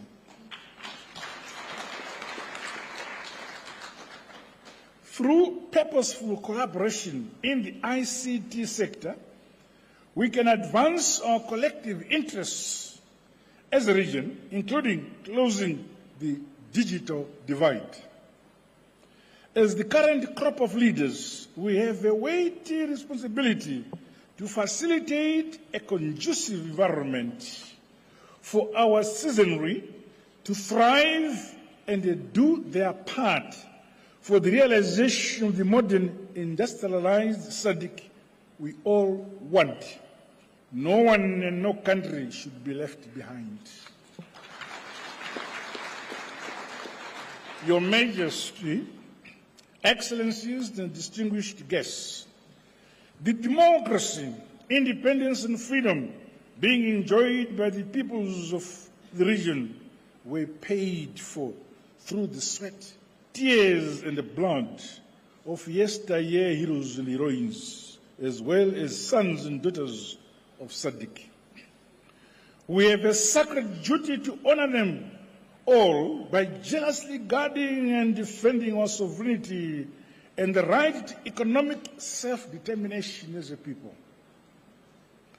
We are a proud Southern African people with a rich history and a brighter future for ourselves. Let us never sacrifice our unity, solidarity, or African culture for political or economic expediency. Ultimately, the burden and responsibility to build our countries and the region as a whole for sustainable prosperity lies with us and nobody else, the great people of SADC. In Zimbabwe, our development philosophy is that it's better in Shona. I'll translate in English.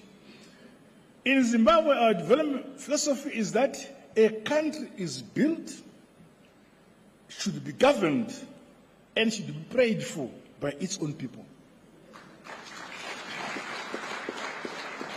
We say, Nyika inovakwa, igotongwa, igonamatirwa, nevenevai.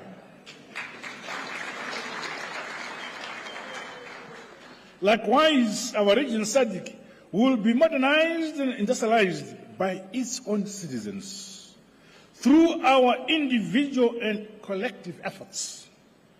Those who seek to help us are welcome. However, they must do so on our terms, guided by our priorities and respecting our respective sovereignties. I therefore challenge my fellow citizens of the region to remain unapologetic and confident in who we are as a people and in our God-given abilities as a people. Through unity and hard, honest work, nothing is impossible. Your Excellencies, regrettably, the region continues to experience climate change-induced natural disasters, which have had far-reaching negative impacts on human and food security. In light of the lessons learned, investments in transformative agriculture and food systems must be scaled up. Through robust climate mitigation strategies and resilience-building mechanisms, we must continually strive to be a region capable of feeding ourselves. The full operationalization of the SADC Humanitarian and Emergency Center must be given due attention. During our wars of liberation, we shared trenches and our countries to dislodge the racist colonial regimes for the realization of our independence and freedom. Now, in plenty and in luck, in good times and in bad times, we shall continue to stand as one united and indivisible SADC.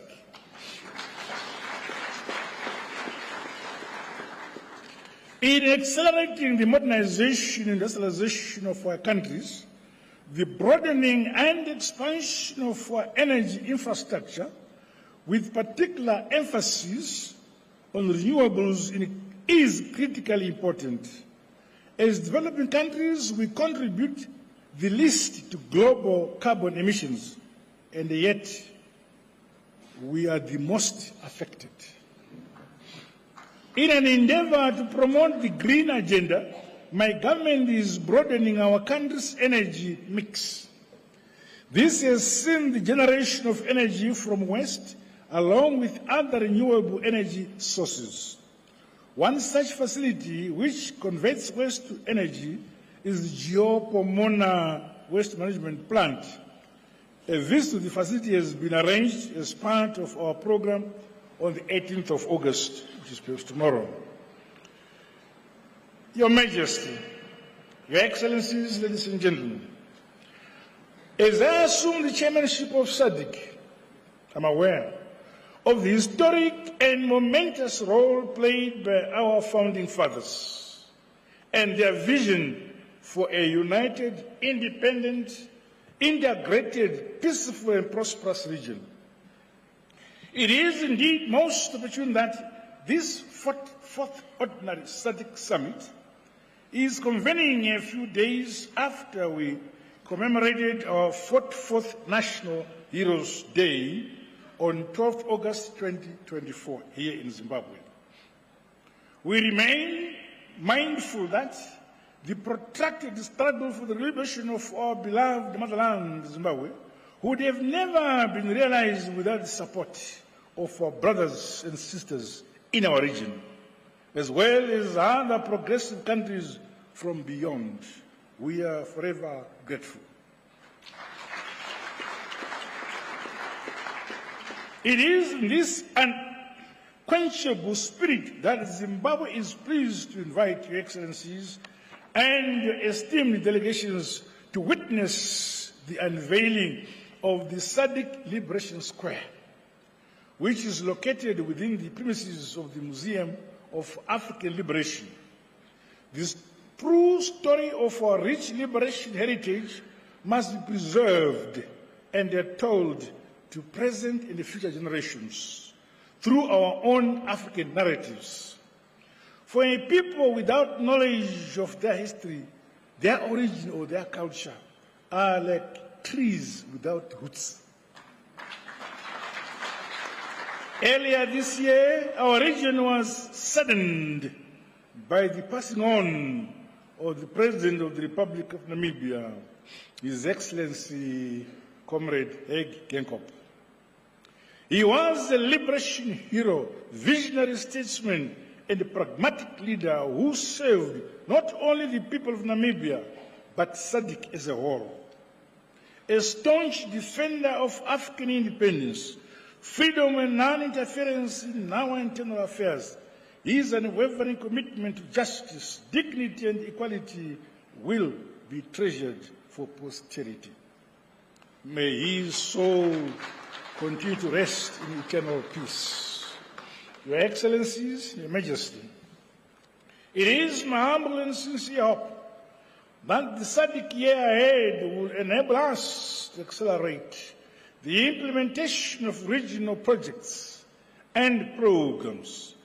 These include those related to cross-border energy projects, transport infrastructure development, as well as climate proofing, our agriculture, and growing our manufacturing, tourism, SMEs, among other critical sectors of our respective economies. As member states, let us double efforts through innovation to improve on our implementation scoreboard, while scaling up the regional industrialization integration agenda. None of our countries must be left behind.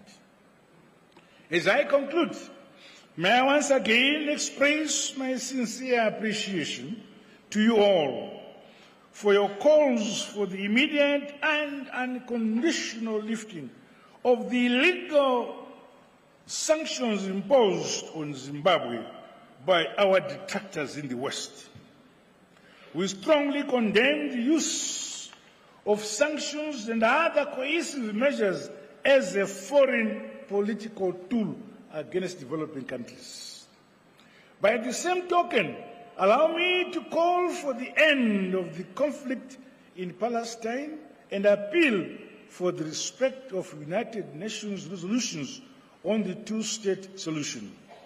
Similarly, the independence of the peoples of the West Sahrawi is long overdue. Zimbabwe is a friend to all and an enemy to none. We firmly believe in dialogue and diplomacy as the sustainable route for the resolution of any conflict or any disputes. We thus stand ready to play our part for consolidating peace, unity, security, and stability of our SADC region, and silencing the guns on our African motherland continent. Going forward, as I humbly assume this chairmanship of our august bloc SADC, I want to assure the people of our SADC region that Zimbabwe will continue to advance the cherished founding principles, the values, the goals and objectives envisioned by the great luminaries and the founding fathers of our region. A luta continua, victory is certain.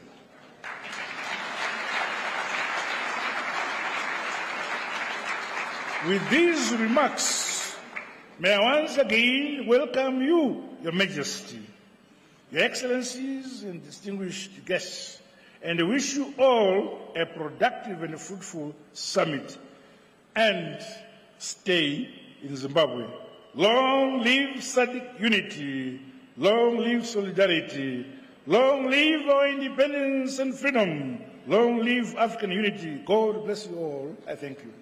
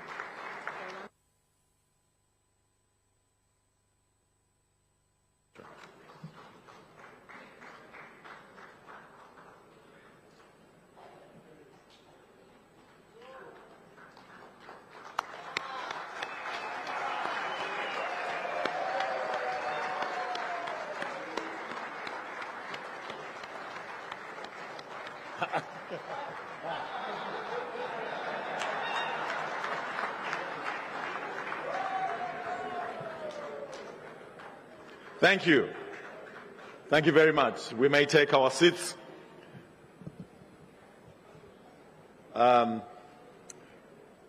Once again, congratulations to His Excellency Dr. Emmerson Dambudzo Mnangagwa, President of the Republic of Zimbabwe, on the assumption of duty as Chairman of SADC.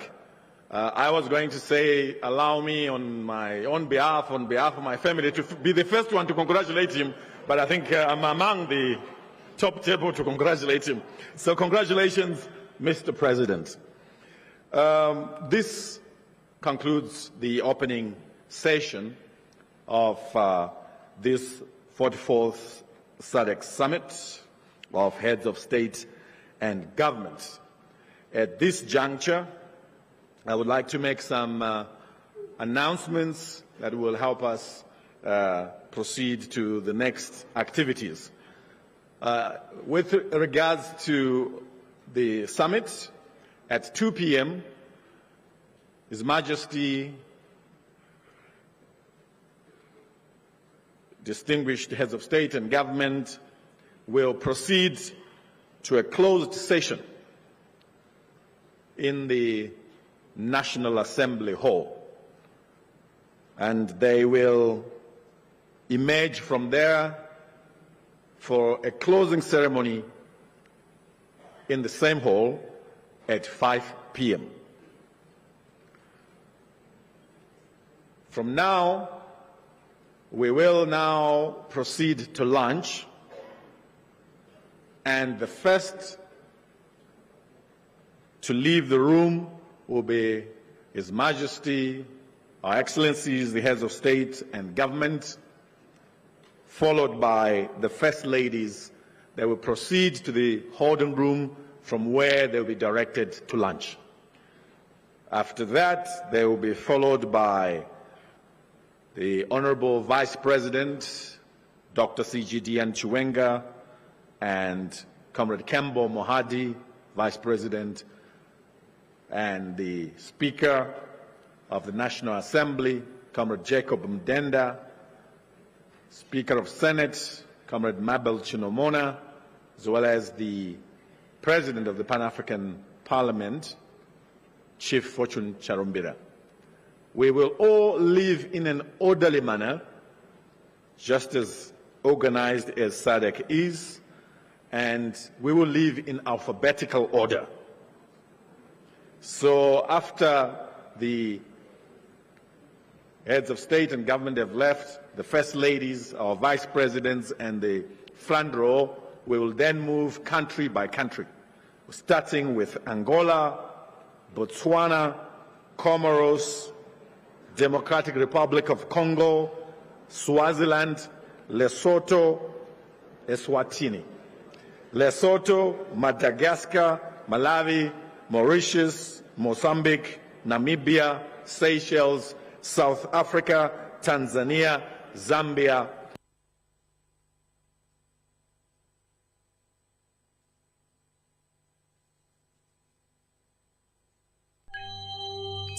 I wish to thank you for a very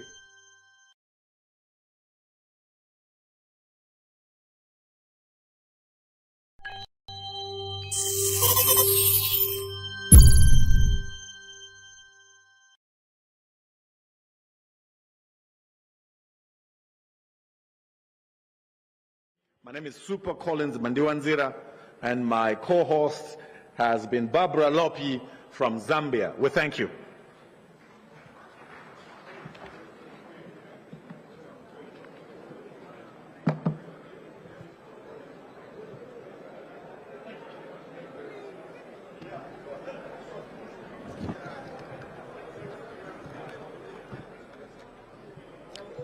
Tikuendera mberi tikupaigazo kuitika kuno ku New Parliament Building kune msangano 44th